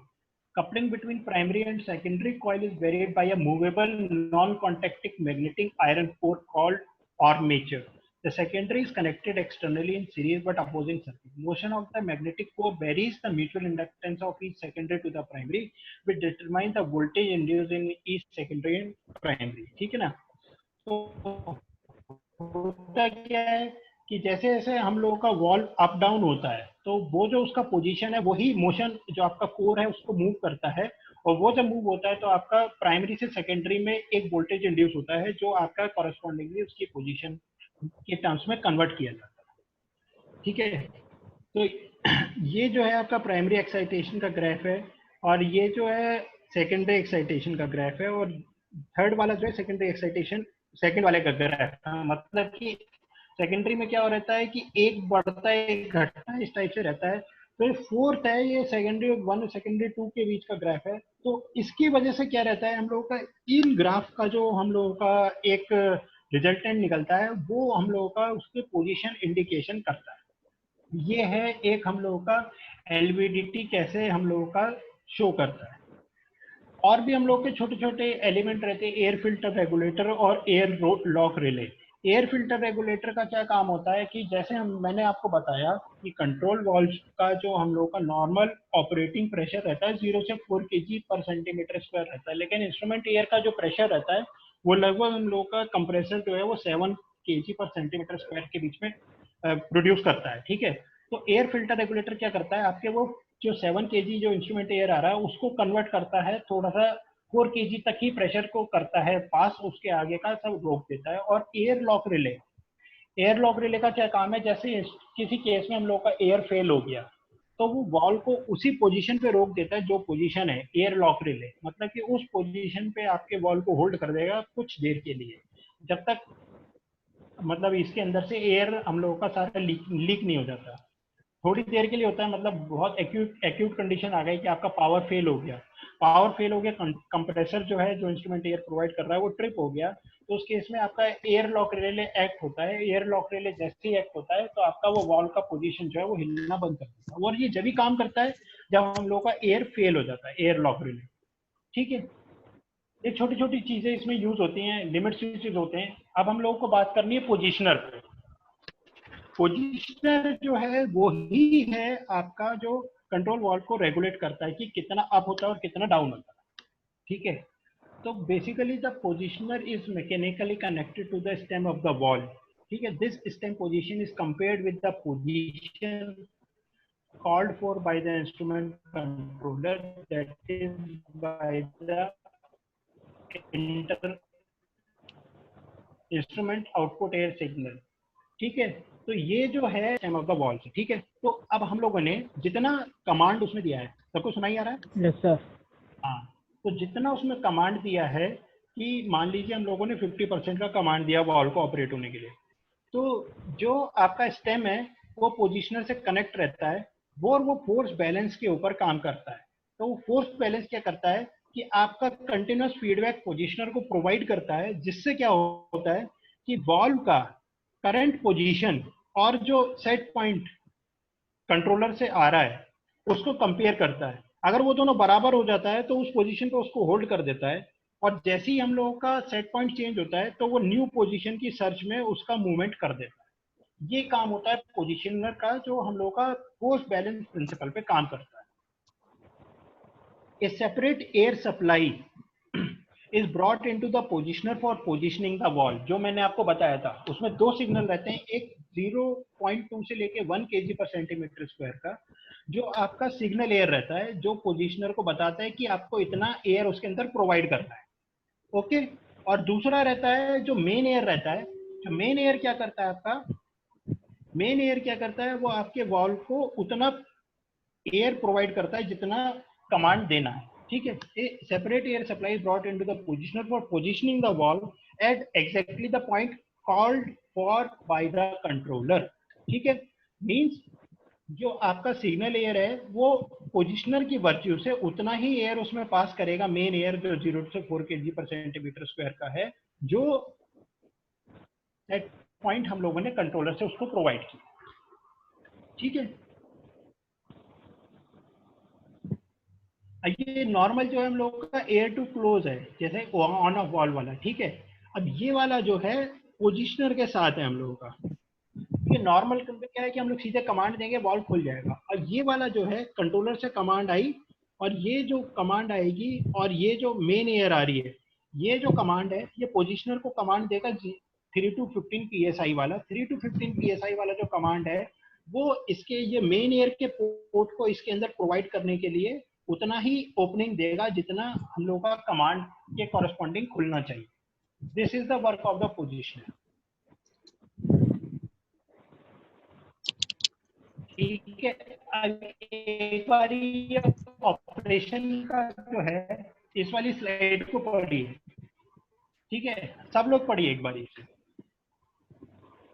Technical language है, थोड़ा सा टेक्निकल लैंग्वेज है, अगर आपको कहीं पे अंडरस्टैंड करने में दिक्कत होती है इसमें वही चीज होगी जो मैंने आपको बताई, एक बार ही पढ़िए।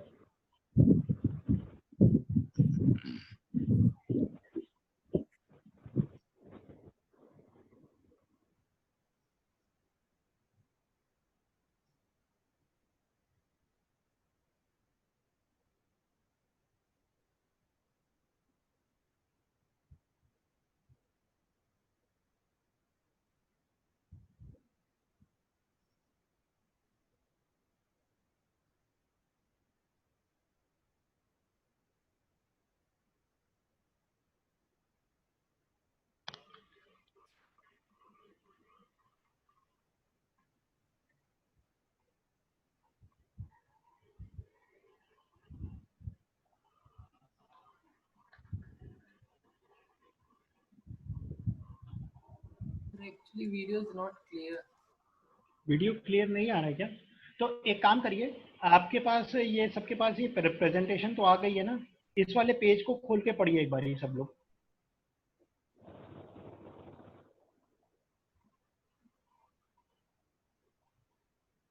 मेरे ख्याल से अगर पढ़ेंगे तो आपका ये सेशन तो डिस्कनेक्ट होगा नहीं।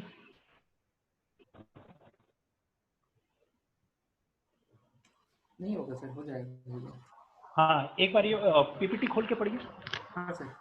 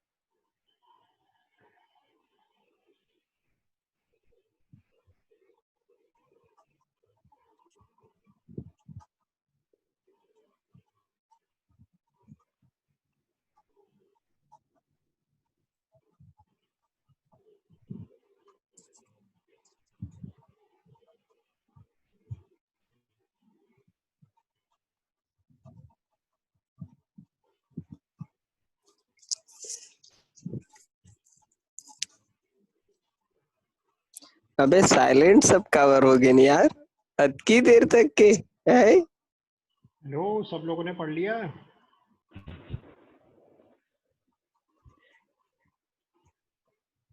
मोंटी पढ़ो यार, ऐसे बकवास मत करो।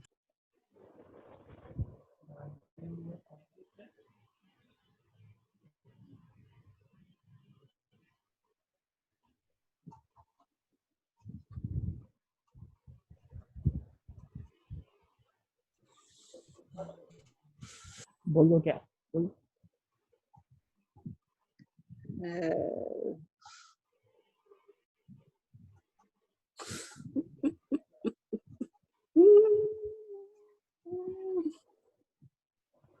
विकास गुप्ता हंसने के लिए नहीं बैठाया गया है। मोहंती अनम्यूट कर।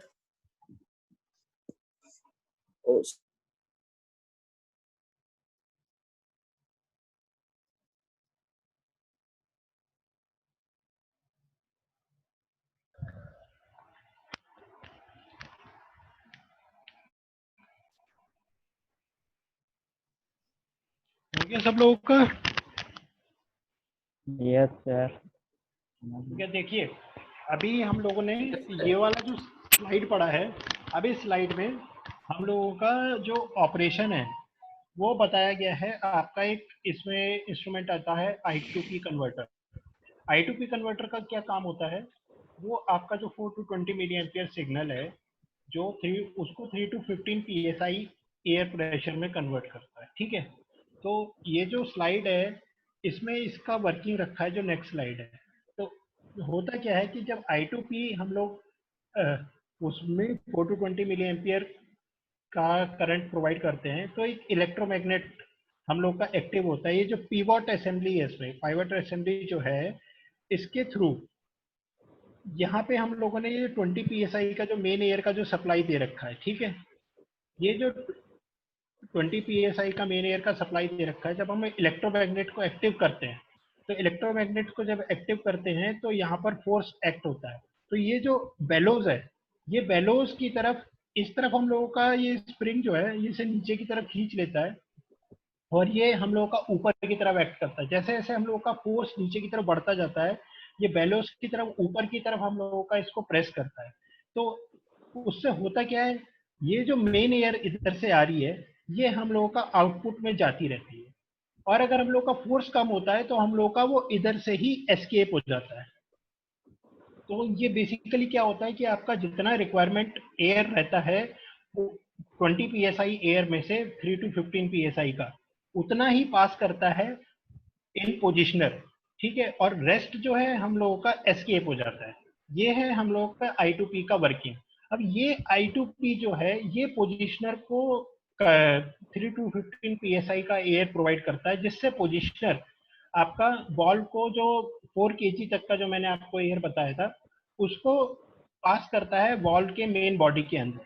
ठीक है, तो ये जो है एक पोजिशनर का अंदर से टोटल व्यू है। अगर हम लोग इसमें देखते हैं, इसके अंदर हम लोगों का फोर्स बैलेंस स्प्रिंग रहता है, स्प्रिंग लीवर रहते हैं, और एक ये हम लोगों का इसका बेलोज वगैरह रहते हैं। तो ये जो है हम लोगों का पूरा जो असेंबली है ये टोटल हम लोगों का टेंडम में वर्क करता है। जब हम लोगों का 3 to 15 psi एयर पोजिशनर में आता है तो जो मेन एयर है उसको वो बॉल के अंदर एज पर कमांड जितना आ रहा होता है उतना पास करता है। इसको हम लोग आगे देखते हैं, इसके पार्ट्स इसमें लिखे हैं, आप लोग देख लीजिएगा। इसको हम लोग इसमें देखते हैं। ये जो हम लोगों का इसका जो टोटल एक वर्किंग प्रिंसिपल का मॉडल डायग्राम है। तो होता क्या है कि जैसे जो फोर्स कॉइल है यहाँ पर हम लोग का इलेक्ट्रोमैग्नेट जनरेट होता है। अब इलेक्ट्रोमैग्नेट जैसे जैसे जनरेट होता है तो ये जो स्प्रिंग की जो टेंशन है ये हम लोगों की आ रही होती है, स्प्रिंग में टेंशन उसी हिसाब से जनरेट होती है। तो ये जो नोजल है, ये नोजल जो है हम लोगों का जो 3 to 15 psi का जो एयर है ये इसके अंदर पोजिशनर के अंदर प्रोवाइड करता है। ये जो पोजिशनर है 3 to 15 psi का जो एयर है, ये जो मेन एयर सप्लाई है, ये कॉरेस्पॉन्डिंगली जितना जितना हम लोगों का बढ़ता जाता है उतना ही एयर सप्लाई का जो आउटपुट है वो बॉल के अंदर बढ़ता जाता है। ठीक है, अब जैसे हम लोगों ने मान लीजिए 50% का एयर दे दिया, तो हम लोगों का जो ये I2P है, जो ये फोर्स कॉइल से हम लोगों का जो इंस्ट्रूमेंट एयर आ रहा है 3 to 15 psi वाला, वो मान लीजिए हम लोगों का लगभग 10 psi एयर आता है। 10 psi का जो एयर है वो इसके अंदर पोजिशनर में 10 psi का सिग्नल गया। वो 10 psi का जो सिग्नल है वो जो आउटपुट एयर आ रही है वो आपका इतना कमांड इतना प्रोवाइड करेगा कि इसके अंदर 50% कमांड का एयर आ जाए। ठीक है, तो ये 50% कमांड का जब एयर इसमें गया तो ये वॉल का जो ये स्टेम है ये नीचे की तरफ मूव करना शुरू होगा, क्योंकि इसमें एयर ऊपर से जा रहा है। एयर ऊपर से जा रहा है तो मैंने कहा नॉर्मली ये वॉल ओपन है, पीछे हम लोगों ने बात करी थी। तो इसके बीच में जब हम लोगों का ये वॉल्व का ये जो केसिंग है और यहाँ पर जो डायफ्राम होगा, इसके बीच में ये जो एयर प्रेशर हम लोगों का जनरेट हो रहा है, ये एयर प्रेशर जनरेट होगा, ये वॉल्व का ये जो स्टेम है नीचे की तरफ मूव करना शुरू होगा। ये जैसे नीचे की तरफ मूव होता है तो ये जो स्प्रिंग है, ये स्प्रिंग के अंदर हम लोगों का टेंशन क्रिएट होना शुरू हो जाता है। अब जैसे ही हम लोगों का ये जितना इसके अंदर एयर प्रेशर आया है और जितना इस स्प्रिंग के अंदर टेंशन आ गया है, वो जब हम लोगों का बैलेंस हो जाता है तो वो पोजीशन पे वॉल्व हमारा आके रुक जाता है। अगर हम लोगों का ये ज्यादा है, इसका आउटपुट वाला प्रेशर ज्यादा है तो वॉल्व नीचे की तरफ मूव करेगा, अगर आउटपुट वाला प्रेशर कम है तो वॉल्व ऊपर की तरफ मूव करेगा by the virtue of the tension of this spring, ये जो फोर्स बैलेंस स्प्रिंग है। ठीक है, ये है हम लोगों का कंट्रोल वाल्व का ऑपरेशन का प्रिंसिपल कि हम लोगों का I2P जो है न्यूमेटिक कन्वर्टर जो होता है I2P कन्वर्टर, वो इसके अंदर एयर प्रोवाइड करता है। वो एनालिटिकल इंस्ट्रूमेंट्स रहते हैं जैसे pH, वाटर का pH, कंडक्टिविटी, और इसके अलावा हम लोगों का सोडियम एनालाइजर, सिलिका एनालाइजर, ये सब हम लोग के एनालिटिकल इंस्ट्रूमेंट्स की कैटेगरी में आते हैं। अब एनालिटिकल इंस्ट्रूमेंट्स जो है हम लोग के बहुत ही ज़्यादा हाई एक्यूरेसी और मतलब बहुत ही ज़्यादा डेलिकेट इंस्ट्रूमेंट्स रहते हैं। इसके अलावा जैसे हम लोग के मेन प्लांट में भी लगे रहते हैं ऑक्सीजन एनालाइजर, वो सब इसी कैटेगरी के हैं। तो हम लोग एनालिटिकल इंस्ट्रूमेंट्स के बारे में ब्रीफली डिस्कस करते हैं। मैं आपको बेसिक इंट्रो दे देता हूँ उनका। इसमें ये जो स्लाइड्स हैं इसमें हालांकि ये आपके स्वास्थ्य का जब लेक्चर होगा शायद उसमें कवर कर दिया जाएगा। तो हम लोग बात करते हैं पीएच एनालाइजर का। पीएच एनालाइजर में क्या होता है, हम लोगों का दो सेल रहते हैं हम लोगों का। एक हम लोगों का रेफरेंस हाफ सेल रहता है, एक मेन सेल रहता है उसमें। तो इसका काम होता है हम लोगों का जो पीएच, वाटर का जो पीएच होता है, acidity and basicity of the water और steam. To measure the acidity and basicity of the water we use the pH analyser. Okay, तो इसमें हम लोगों का बेसिकली क्या रहता है, एक हम लोगों का जो एजी मतलब Ag and AgCl wire means silver and silver chloride का वायर रहता है, वो हम लोग का मेजरमेंट इलेक्ट्रोड के अंदर रहता है। और एक हम लोग का रेफरेंस हाफ इलेक्ट्रोड जो रहता है वो भी हम लोग का एजी और एजीसीएल वायर के उसमें ही रहता है। तो ये जो बेसिकली जो इसका बल्ब होता है, ये जो बल्ब है हम लोग का पीएच इलेक्ट्रोड का, इसके ऊपर हम लोगों का जो हाइड्रोजन आयंस होते हैं वो आकर हम लोगों के सेटल डाउन हो जाते हैं।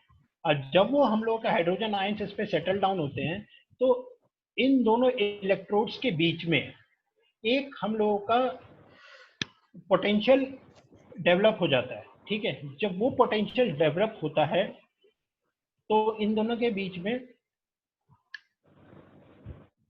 तो जो रेफरेंस इलेक्ट्रोड है, बेसिकली रेफरेंस इलेक्ट्रोड का जो आउटपुट होता है वो हम लोगों का टाइम के साथ चेंज नहीं होता, उसको activity of the hydrogen ion उसके ऊपर एक्ट भी नहीं करती है। तो एक टेम्परेचर एलिमेंट भी उसके अंदर रहता है जो हम लोगों को कंपनसेशन बताता है कि हम लोगों का स्टैंडर्ड टेम्परेचर एंड प्रेशर पे हम लोगों का पीएच उस टाइम कितना रहना चाहिए, है ना। तो होता क्या है कि जो दोनों इलेक्ट्रोड्स के बीच में एक वोल्टेज जो जनरेट होता है बाय द वर्च्यू ऑफ जो हाइड्रोजन आयंस जो आपके इलेक्ट्रोड बल्ब के ऊपर चिपक जाते हैं आके, बेसिकली वो उस पर सेटल डाउन जब होते हैं तो दोनों इलेक्ट्रोड्स के बीच में एक पोटेंशियल डिफरेंस जनरेट होता है। वो पोटेंशियल डिफरेंस होता है आपका कंसंट्रेशन ऑफ हाइड्रोजन आयंस के ऊपर डिपेंड होता है। तो that is basically an indication of the acidity and basicity of the solution in which that electrode is dipped। तो इसको ही हम लोग जो है बताते हैं कि हम लोगों का पीएच का इंडिकेशन उस कॉरेस्पॉन्डिंग जो वोल्टेज जनरेट हुआ है वो उससे हम लोग मेजर करते हैं। तो बेसिकली जो हम लोगों का इसका जो स्लोप रहता है पीएच और मिलीवोल्ट के बीच में वो -59.16 मिलीवोल्ट पर पीएच रहता है हम लोगों का। ये स्टैंडर्ड स्लोप है, हर पीएच इलेक्ट्रोड का यही स्लोप रहता है और इसी के टर्म्स में हम लोग कोई भी रहेगा इलेक्ट्रोड आप वो इसी स्लोप को फॉलो करता है। तो जैसे जैसे हम लोगों का हाइड्रोजन आयन का कंसंट्रेशन उस पर बढ़ता है वो मिलीवोल्ट जो है हम लोगों के जनरेट होते जाते हैं और वही जो है डायरेक्ट हम लोग का पीएच का इंडिकेशन है। ठीक है, और जनरली जो हम लोगों का पीएच सेंसर्स रहता है वो 0 मिलीवोल्ट बताता है हम लोगों का 7 पीएच पे। ठीक है, और 7 पीएच और उसका जो स्टैंडर्ड टेम्परेचर बताया जाता है 25 डिग्री सेंटीग्रेड बताया जाता है। ठीक है, इसके अलावा हम लोगों का श्वास वगैरह में डिजोल्व ऑक्सीजन भी रहता है। डिजोल्व ऑक्सीजन का मेजरमेंट भी काफी जरूरत होता है। डिजॉल्व्ड ऑक्सीजन जो है वो gases oxygen dissolved in water को माना जाता है, and not be confuse with oxygen as found in the water. ठीक है, the quantity of dissolved oxygen in water is normally हम लोग उसको पीपीबी में मेजर करते हैं और कंसंट्रेशन के टर्म्स में। और डिजॉल्व्ड ऑक्सीजन का हम लोग का मेजरमेंट इससे रिक्वायरमेंट होता है क्योंकि जब टेम्परेचर और प्रेशर हम लोग का बढ़ जाता है ना, तो जो हम लोग का बॉयलर ट्यूब मटेरियल वगैरह जो रहता है वो ऑक्सीजन के साथ रिएक्ट करके कोरोजन जनरेट करता है। तो अगर हम लोग का एक लिमिट से ज्यादा डिजॉल्व्ड ऑक्सीजन रहता है तो वो कोरोजन ना हो, उसको चेक में रखने के लिए हम लोग डिजॉल्व्ड ऑक्सीजन का मेजरमेंट करते हैं। तो इसका सर जो डिजॉल्व्ड ऑक्सीजन का वैल्यू कितना होना चाहिए? डिजॉल्व्ड ऑक्सीजन का वैल्यू देखिए 0 से 3 ppb हम लोगों का बहुत जगह रहता है और 0 से 7 ppb भी रहता है। जो सीईपी का हम लोगों का आउटलेट रहता है, सीईपी आउटलेट पे हम लोगों का डिजॉल्व्ड ऑक्सीजन का कंसंट्रेशन थोड़ा ज्यादा हो जाता है, बिकॉज उस तरफ हम लोग थोड़ा सा कंडेंसर से हम लोग का वाटर रहता है ना, कंडेंसर से वाटर आता है, उस तरफ हम लोगों का थोड़ा सा ऑक्सीजन लीकेजेस वगैरह का हम लोगों का थोड़ा सा चांसेस रहता है, तो उस केस पे हम लोगों का थोड़ा सा ज्यादा रहता है। बाकी नहीं तो जो डीरेटर आउटलेट है उस पे हम लोग का 0 to 3 ppb 0 to 7 ppb इस रेंज में रहता है, इससे ज्यादा नहीं जाना चाहिए। ओके। हाँ, आप एक ये पीछे की स्लाइड देखेंगे, इसमें इसका लिमिट्स मेजर्ड मेंशन्ड है मेरे ख्याल से, मेरे को लगता है। देख लेते हैं हम लोग पीछे का स्लाइड। आपको पास ये वीडियो आ रहा है, ये वाला स्लाइड वाला? Yes sir. स्लाइड का देखिए, फीड वाटर के अंदर जो डीओ है वो लेस देन 7 ppb होना चाहिए, ठीक है ना। बॉयलर ड्रम के अंदर डीओ मेजर नहीं होता है, मेन स्टीम में भी नहीं होता है, सैचुरेटेड स्टीम में भी नहीं होता। सीपी आउटलेट में देखिए ज्यादा हो जाएगा, लेस देन 20, मतलब 20 से ज्यादा नहीं जाता है। सीपी आउटलेट पे हम लोगों का सबसे ज्यादा कंसंट्रेशन रहता है डीओ का। और डीएरेटर आउटलेट पे देखेंगे तो वही देखिए less than 7।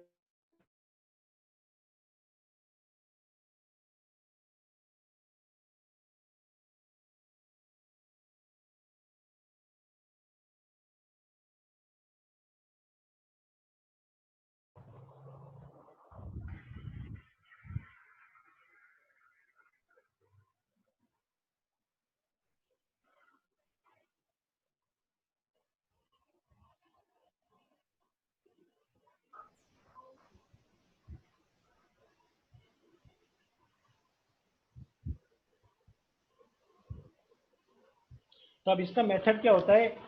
The amperometric membrane technique is used for measurement of the DO. The current flow between the electrodes can be directly correlated to the amount of oxygen present in the stream. The transfer of oxygen across the membrane is proportional to the partial pressure of oxygen in the fluid. तो होता क्या है कि इसके अंदर भी दो electrode रहते हैं, है ना। तो ये जो मेम्ब्रेन रहता है, इसका अंदर हम लोगों का ये जो ऑक्सीजन होती है ये पास ऑन हो जाती है। वो किसके प्रोपोर्शनल होती है? जितना भी हम लोगों का ऑक्सीजन का पार्शियल प्रेशर रहता है इन द सॉल्यूशन, जो भी वाटर है हम लोगों का, उसके अंदर जितना पार्शियल प्रेशर रहता है वो उसके प्रोपोर्शनल ये इसके थ्रू पास ऑन हो जाती है। The transfer of oxygen across the membrane proportional to the partial pressure of oxygen in the fluid.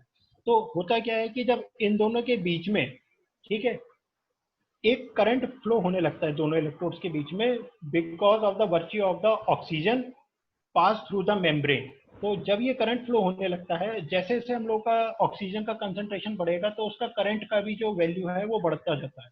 तो वो जो है हम लोग का करंट इज एन इंडिकेशन कि how much oxygen is present in the water. मतलब जो हम लोग का वाटर है डिजॉल्व्ड ऑक्सीजन, उसके अंदर कितना प्रेजेंट है वो उस करंट के द्वारा ही हम लोगों को पता चलता है। That current is direct indication of how much water, how much oxygen is present in the water. इसके बाद हम लोग का एक और एनालिटिकल इंस्ट्रूमेंट आता है सिलिका।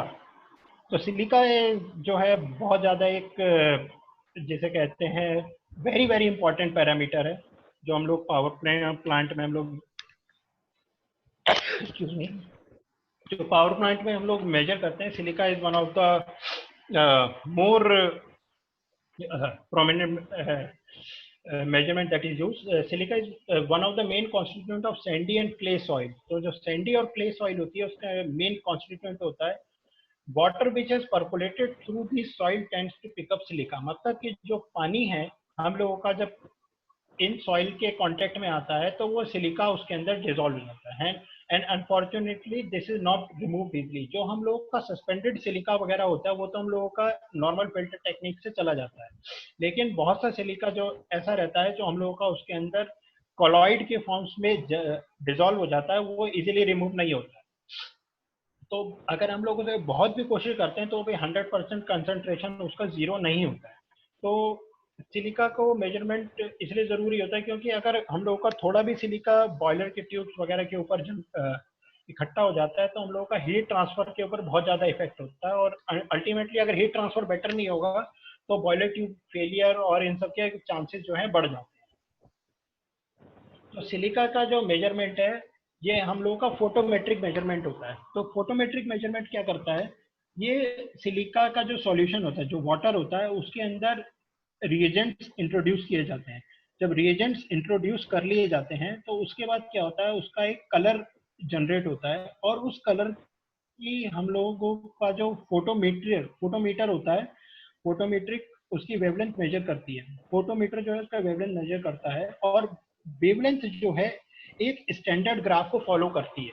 तो मतलब अगर हम लोगों का उसके अंदर जो भी मेजरमेंट है कि इतना नैनोमीटर है वेवलेंथ हम लोग का मेजर हुआ है, तो वो जो है हम लोगों का कंटिन्यूस एक ग्राफ होता है, उसको फॉलो करता है, स्टैंडर्ड है, जिससे हम लोगों को ये जान सकते हैं कि इसमें कितना कंसंट्रेशन ऑफ सिलिका है। मान लीजिए हम लोग का कोई भी ग्राफ का स्लोप है, उसमें स्लोप है और वो कहता है कि 0 अगर हम लोगों का नैनोमीटर वेवलेंथ या कुछ भी XYZ कुछ भी हम लोगों ने वेवलेंथ मेजर करी है, तो उसमें हम लोगों का X1 जो है वो सिलिका कंसंट्रेशन होगा, X2 पे Y पे हम लोग का X2, इस तरह से जो ग्राफ है वो एक स्टैंडर्ड है, वो उसको ही फॉलो करेगा। तो हम लोग इसमें क्या करते हैं, molybdate, nitric acid, oxalic acid और एक फेरस अमोनियम सल्फेट का एक रिड्यूसिंग एजेंट डालते हैं।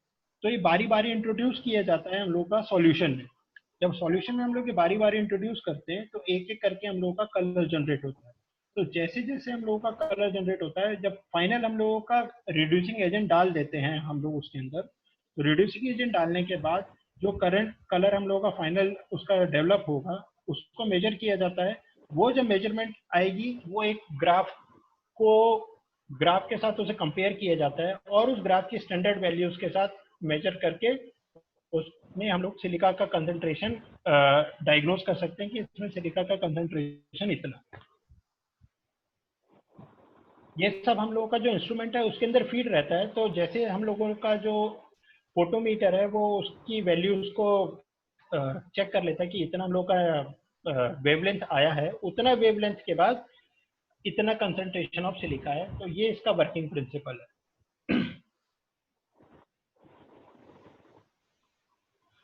और ऐसे ही एक हम लोग का फॉस्फेट है, फॉस्फेट का भी वो सेम ही है, वो भी जो है आपका फोटोमेट्रिक प्रिंसिपल पे काम करता है, और उसका भी सेम ही है कि स्टैंडर्ड है, ये ग्राफ है, इसमें इतना हम लोगों का रिजल्ट आया है फोटोमीटर से, तो इतना कंसंट्रेशन ऑफ फॉस्फेट रहता है, सेम है उसका। तो ये फॉस्फेट का जो मेजरमेंट इसलिए रिक्वायरमेंट होता है क्योंकि फॉस्फेट जो है स्केल फॉर्मिंग स्पीसीज के साथ रिएक्ट करके सॉफ्ट स्लज बना लेता है, तो उसका भी जो फॉर्मेशन है वो अच्छा नहीं होता हम लोग के उसके लिए। और जो जब हम लोग उसे मेजर कर लेते हैं, precipitate the hardness constituents of water and provide alkaline pH control which will reduce boiler corrosion. मतलब बॉयलर कोरोजन को हम लोगों को डिटेक्ट करने के लिए या उसे रिड्यूस करने के लिए फॉस्फेट का मेजरमेंट रिक्वायर्ड है।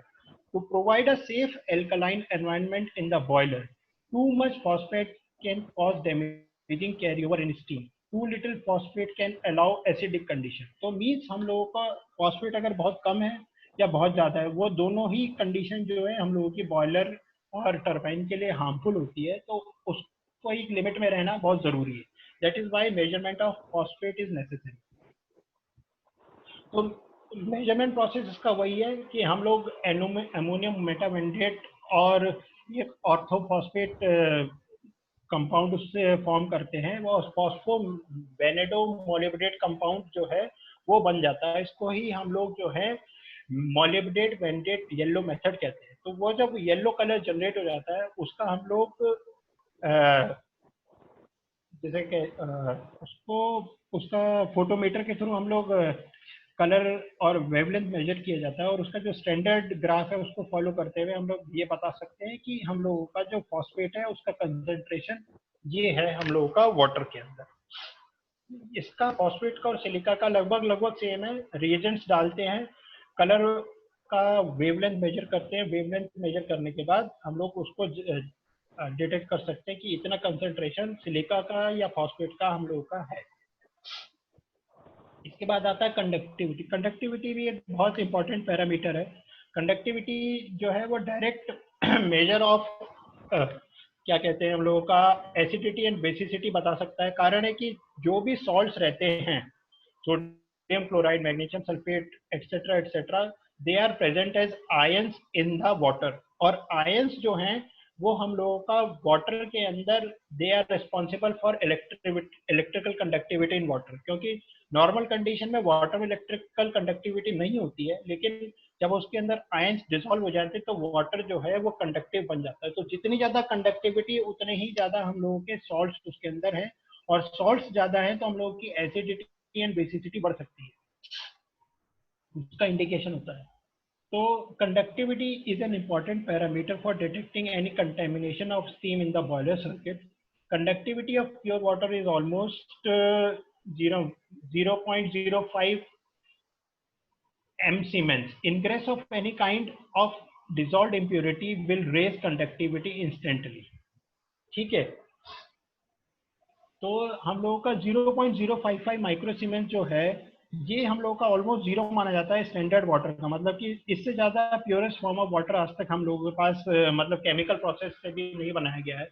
तो इससे ज्यादा तो प्योर हो नहीं सकता है, लेकिन अगर हम लोगों का कंडक्टिविटी बढ़ रहा है तो हम लोग ये जान सकते हैं कि वाटर के अंदर कुछ ना कुछ इम्प्योरिटी, कोई ना कोई सॉल्ट जो है वो इंग्रेस कर दिया है। तो टिपिकल कंडक्टिविटी वैल्यू जो है, जैसे 10% एनी सॉल्यूशन का जो वैल्यू है 3,55,000 माइक्रो सीमेंस, ये उसका कंडक्टिविटी सॉल्यूशन कंडक्टिविटी का वैल्यू होता है। सी वाटर 50,000, मेन सप्लाई वाटर जो है 50 माइक्रो सीमेंस रहता है, बॉयलर फीड वाटर का 1 के करीब रहता है, डिस्टिल वाटर 0.5 और अल्ट्रा प्योर वाटर 0.055। तो ये हम लोग की टिपिकल कंडक्टिविटी वैल्यूज हैं। तो हम लोग देख सकते हैं कि जैसे जैसे वाटर के अंदर इम्प्योरिटी बढ़ती जाती है, जो हम लोग का सप्लाई वाटर है उसके अंदर भी 50 माइक्रो सीमेंस है, क्योंकि उसके अंदर भी सॉल्ट्स प्रेजेंट रहते हैं। तो ये चीज को देख के हम लोगों को कंडक्टिविटी को विदिन चेक रखना बहुत जरूरी है।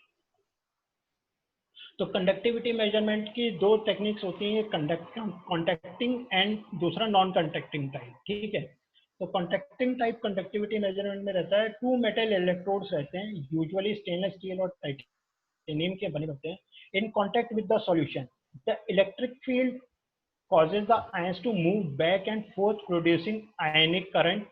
Analyzer measures resistance. Conductivity is the multiplication of the conductance and the cell constant. तो जो भी हम लोगों का इसका मेजरमेंट इलेक्ट्रोड रहता है उसका एक फिक्स सेल कांस्टेंट होता है। ठीक है, तो हम लोगों का जैसे ही ये दोनों इलेक्ट्रोड, इसके जो दो इलेक्ट्रोड रहते हैं वो किसी भी वाटर या किसी भी सॉल्यूशन के कांटेक्ट में आते हैं, तो इसके बीच में एक आयनिक करंट फ्लो होना शुरू होता है by the virtue of this AC voltage imparted on these two electrodes. ठीक है, तो ये जो एक रोटेटिंग इलेक्ट्रिक फील्ड होता है ये इन आयंस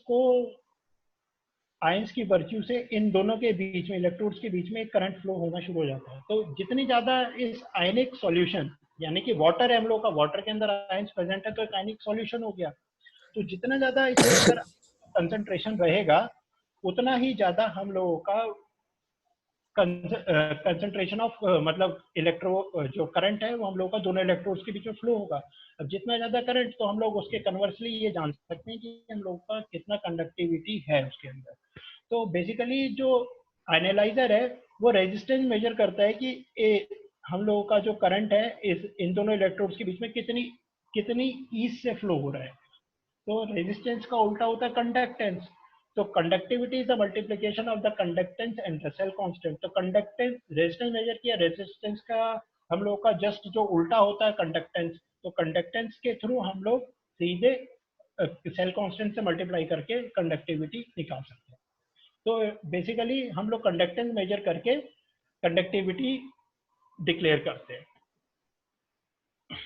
और दूसरा होता है non contacting type. Non contacting type जो कंडक्टिविटी सॉल्यूशन होता है वो ऑल्सो कॉल्ड टॉरॉइडल और इलेक्ट्रोडलेस कंडक्टिविटी। इसमें दो टाइप के हम लोगों के टॉरॉइड्स होते हैं। इसके बीच में हम लोग एक जो ड्राइवर होता है, एक हम लोगों का रिसीवर होता है। तो बेसिकली क्या होता है, जैसे ही वाटर इस दोनों टॉरॉइड्स के बीच में से फ्लो हम लोगों का मूव करता है तो एनालाइजर जनरेट्स एसी वोल्टेज, ठीक है, इस वायर के थ्रू, ठीक है। और जैसे ही इसके अंदर एसी वोल्टेज जनरेट होती है तो दूसरी जो रिसीवर कॉइल होती है उसके अंदर एक आयनिक करंट जो है वो जनरेट हो जाता है। अब वो आयनिक करंट जैसे ही जनरेट हो जाता है तो हम लोगों का analyser measure current introduce in the receiver coil. तो ये जो रिसीवर कॉइल है, ये हम लोगों का जो आयनिक करंट जनरेट होता है वो बेसिकली किसकी वजह से जनरेट हो रहा है कि हम लोगों का ये जो कंडक्टिव सॉल्यूशन इन दोनों इलेक्ट्रोड्स या दोनों टॉरॉइड्स के बीच में से फ्लो हो रहा है, उसकी वजह से हो रहा है। तो जितना ज्यादा इसका कंडक्टिव नेचर होता है इस सॉल्यूशन का, उतना ही ज्यादा आयनिक करंट इस रिसीवर कॉइल के थ्रू फ्लो होता है। तो बेसिकली वो क्या करता है, जितना ज्यादा रिसीवर कॉइल के थ्रू हम लोगों का आयनिक करंट फ्लो हो रहा है तो वो बेसिकली हम लोगों का कंडक्टिविटी का ही डायरेक्ट इंडिकेशन होता है। तो ये मेथड होता है नॉन कॉन्टैक्टिंग टाइप कंडक्टिविटी का। तो जनरली टेम्परेचर के साथ कंडक्टिविटी जो है हम लोगों की बढ़ती जाती है। जैसे जैसे टेम्परेचर बढ़ेगा वैसे वैसे कंडक्टिविटी बढ़ती जाती है। तो मतलब क्या है कि जैसे हम लोगों का बॉयलर के अंदर टेम्परेचर्स वगैरह बढ़ते जाते हैं तो कंडक्टिविटी का जो इम्पैक्ट होता है वो भी बढ़ता जाता है।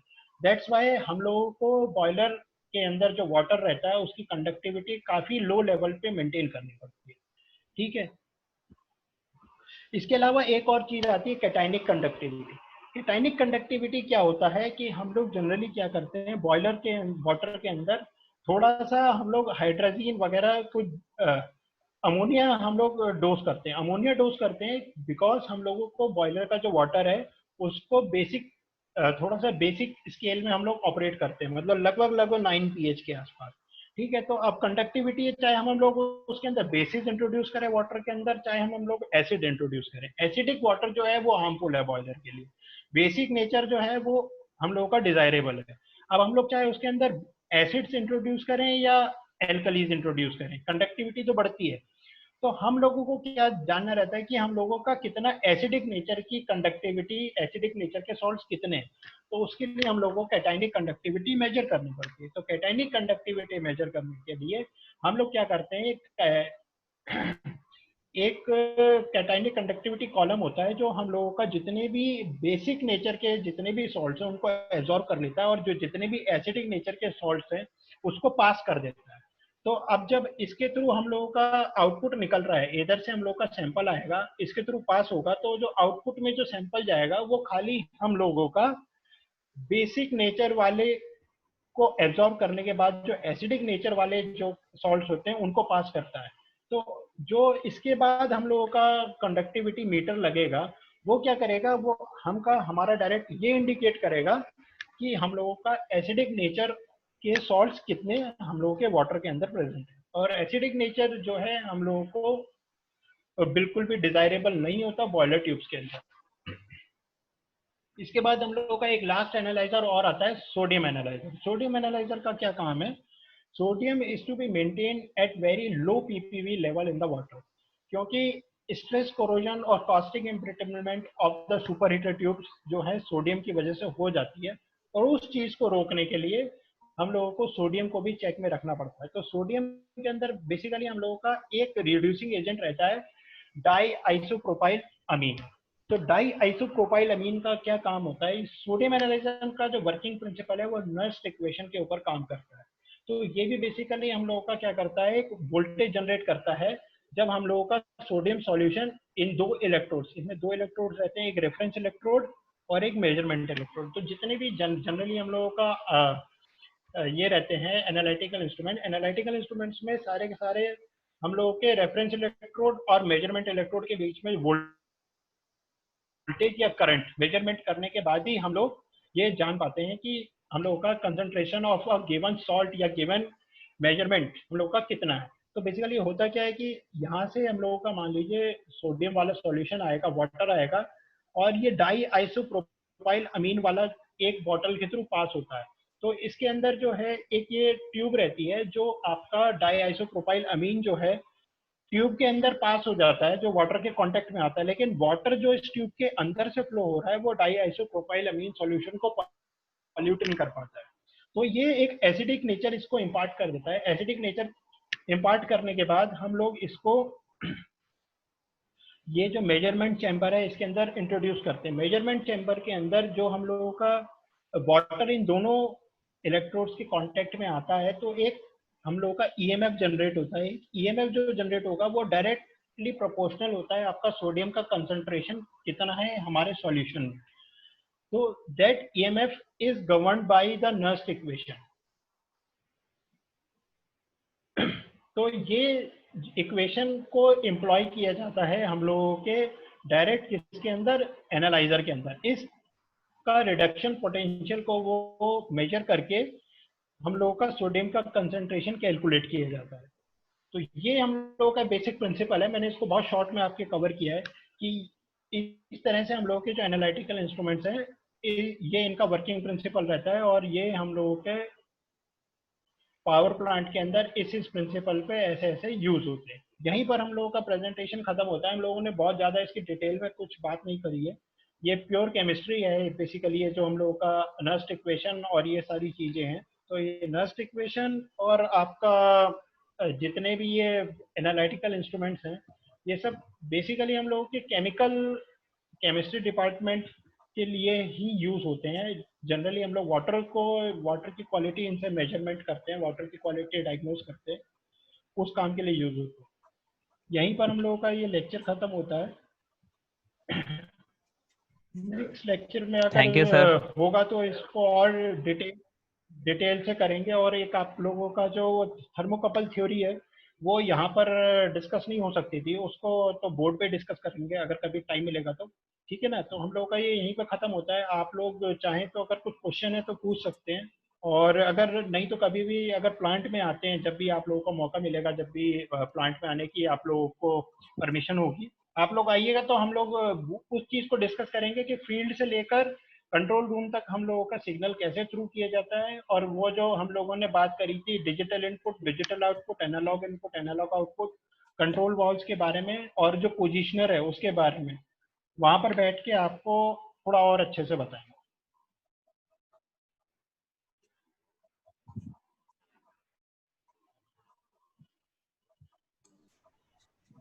Hello yes sir. हेलो अनुपम। हाँ अनुपम, यहीं पर हम लोगों का ये पीपीटी की स्लाइड्स ओवर होती हैं यहीं पे। अच्छा सर। हाँ यहीं तक है। हाँ सर। हाँ तो आगे फिर देखेंगे। हाँ सर। सर आपका आप लोग का और एक सेशन है सर। हम लोग का और एक सेशन है क्या अभी? हाँ सर, इसी टॉपिक के ऊपर और एक सेशन है आप लोग का। अच्छा कब है वो, कौन सी डेट को? मैंने सर नहीं आ रहा मेरे को। वो सर आप लोग का कब होगा सर, बोलिए ना। तो जब आप बताएंगे, जब कर देंगे, तो जैसे भी सर लोग कहेंगे। ठीक है सर, तो फिर आप कुछ कांटेक्ट कर लेते हैं तो फिर उस हिसाब से। हाँ ठीक है ना, उसको कर लेंगे जैसा भी होगा। अच्छा सर। हाँ ठीक है ना। ठीक है सर। तो कोशिश करेंगे कि मैं भी और कोई टॉपिक प्रिपेयर करके आपको इन्फॉर्म करता हूँ। अगर हो सकेगा तो उसके ऊपर भी एक बारी सब लोगों के साथ नॉलेज शेयरिंग का सेशन बनाते हैं। हाँ सर। मैं कटरे साहब से बात कर लेता हूँ मैं कोशिश करके, क्योंकि उसमें मेरे को भी थोड़ा सा बेटर लगता है कि मैं हर बारी वही सेम चीज पढ़ाता रहता हूँ। नेक्स्ट कोई और टॉपिक को प्रिपेयर करके उसके ऊपर बात करेंगे। मैं चाहता हूँ कि मैं पीएलसी वगैरह के ऊपर पढ़ाऊँ एक बारी। हाँ सर। देखते हैं अगर Yes, उसके बाद सर हाँ सर। एक बार PLC sir. So PLC and DCS. हाँ नहीं, डीसीएस के लिए तो आपके लेक्चर्स हैं मेरे ख्याल से। पीएलसी का अगर होगा तो मैं कोशिश करता हूँ, देखते हैं। नहीं तो सर लोग जैसा बोलेंगे, है ना, सर लोग जितना बोलेंगे Yes, वही sir. करेंगे, ऐसा सर लोगों का वो रहेगा, है ना। पीएलसी में कैसे प्रोग्रामिंग वगैरह और जो लॉजिक डिजाइन होता है वो कैसे होता है सर, बता देंगे तो बहुत अच्छा होगा। हाँ वो ठीक है। अगर अच्छा ठीक है, अगर हम लोग ना बेसिक पीएलसी के जो छोटी छोटी चीज रहती है, अगर ऑनलाइन रहा तो मैं उसका एक वो प्रिपेयर करता हूँ। ऑनलाइन में उसको अगर हम लोग बात कर सकेंगे तो कर लेंगे, लेकिन अगर जैसे लॉजिक डिजाइन वगैरह सॉफ्टवेयर यूज रहता है ना, वो तो बेसिकली जब आप लोग बैठ के उसे करते रहते हैं ना, तभी आपको ज्यादा उसका एक्सपीरियंस आता है, क्योंकि हमारी प्लांट में ही कम से कम 4-5 तरह की पीएलसीज हैं, और सबका सॉफ्टवेयर, प्रोग्रामिंग सॉफ्टवेयर, आपका इंजीनियरिंग सॉफ्टवेयर सब अलग अलग है उसके, है ना। तो आप यस सर। एक पीएलसी को सीख लें और दूसरे को ना सीख पाए तो उसका वो नहीं रहता, लेकिन जो बेसिक्स रहते हैं वो सब में सेम ही रहते हैं कि ये हम लोगों का नॉर्मली ओपन कॉन्टैक्ट है, नॉर्मली क्लोज कॉन्टैक्ट है, कॉइल है, उसके प्रोग्रामिंग की जो टेक्निक्स रहती है वो सब में सेम रहती है ना। तो उसके बारे में हाँ एक बार सर, बात कर लेंगे। लॉजिकल बिल्डिंग तो सेम ही होता है सर सब में। हाँ, लॉजिक डेवलपमेंट जो है वो सबका सेम रहता है, बाकी सॉफ्टवेयर यूज अलग अलग रहता है सबका। हाँ सर। ठीक है सर तब। ठीक है चलिए। Thank you sir. Thank you, sir. Okay, thank you Anupam. फिर मैं हाँ यहाँ सर। पर अभी क्लोज करता हूँ इसे। हाँ सर, ठीक है सर, ठीक है सर। चलिए, ओके, थैंक यू। हाँ, thank you sir.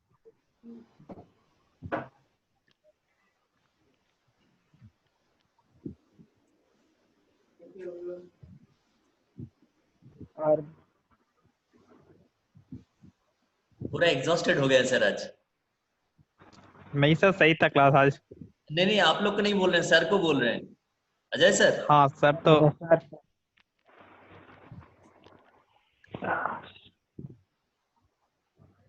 Sir sir बंद कर दिया लगता है। अजय सर। नहीं सर, ईयरफोन निकाल दिए थे। हाँ सर, आप पूरा एग्जॉस्टेड हो गए आज। नहीं कोई नहीं, वो कोई दिक्कत नहीं है। एक्चुअल में क्या है, लगातार बोलते हैं ना, थोड़ा सा बहुत होता अच्छा तो से है। चल रहा, बहुत अच्छा से चल रहा सर, बहुत अच्छा से चल रहा। सच में मैं भी था तो बहुत कुछ सीखने का मौका मिला आपसे, है ना सर, बहुत अच्छा लगा। मेरा भी कोशिश रहता है कि मतलब कि अगर मैं चाहूँ तो कुछ अपना पर्सनल एक्सपीरियंस जो रहता है ना मेरा, मैं चाहता हूँ कि जो प्लांट के थ्योरेटिकल पोर्शन तो देखिए आप सब लोग पढ़ सकते हैं, लेकिन जो प्रैक्टिकल एक्सपीरियंस रहता है ना, जैसे मेरा कंपनसेशन वाला था, और आपका जो मैंने वो बताया था बेसिकली, जो स्टार्टिंग पॉइंट जो अमित ने कवर कर दिया था उसको मैंने दोबारा कवर किया था। उस हाँ चीज सर। को कवर करने में मेरे को ज्यादा अच्छा लगता है, क्योंकि वो मेरा खुद का पर्सनल एक्सपीरियंस जो है ना, वो ज्यादा बेटर रहते हैं हमेशा। हाँ सर, एकदम सही बात, एकदम सही बात। और एकदम प्रैक्टिकल चीज को जो बताया ना, बहुत अच्छा लगा सर, सच में बहुत अच्छा क्लास हुआ सर। ठीक है, अगली बार कोशिश करेंगे हम लोग थर्मोकपल वाले के ऊपर बात करेंगे। हाँ सर, हाँ सर। है ना, और सर उसको यस सर। मैं सर और एक रिक्वेस्ट करूंगा सर, अगर होगा तो सर एक बार जस्ट ओवरव्यू एक पीआईडी के ऊपर और पीएलसी के ऊपर दे दीजिएगा ये लोग को, क्योंकि बहुत जरूरी भी है वो चीज। ठीक है, मैं एक बार, हाँ ठीक है, उसका छोटा सा प्रोग्रामिंग टेक्निक वाला एटलीस्ट नहीं तो 3 घंटे का कोशिश करके कर देंगे। हाँ सर, बात क्या है कि हम लोग का लड़का लोग बहुत आपका टैलेंटेड भी है, तो वो लोग आपका मतलब बात अगर आप समझा देंगे तो वो लोग समझ जाएंगे, ऐसा नहीं है सर। हाँ ठीक वो है, लोग का उसका बेसिक भी कोशिश बहुत करके। क्लियर है। हाँ सर, हाँ सर, वो आपका क्लास बहुत अच्छा रहा, आपका समझाने का टेक्निक बहुत अच्छा लगा, तो इसीलिए सर बहुत अच्छा सर। Thank you sir. ठीक है चलिए, सर, तो ओके, थैंक यू। थोड़ा सा वो उसमें अच्छा लगता है कि सब लोग सीख लेते हैं, तो मतलब कि वो जो हम लोग करते हैं ना कोशिश, वो थोड़ा सा मतलब जिसे कहते हैं सक्सेस हो जाता है तो और बेटर लगता है। हाँ सर, एकदम बात सही है सर। हाँ, चलिए ठीक है, मैं कोशिश करता हूँ एक वो उसको डेवलप करने की। मैंने पिछली बार लास्ट बैच भी था तो मेरे पास टाइम ही नहीं रहा था कि मैं उसे डेवलप कर सकूँ। कोशिश करके डेवलप करते हैं, तो देखते हैं अगर कुछ हो पाएगा तो। हाँ सर, हाँ सर, हाँ सर। हाँ, चलिए, ठीक, ओके, इसे साइन ओके, आउट थैंक करते यू हैं फिर, सर। है ना। हाँ। Okay thank you sir. Okay, thank you.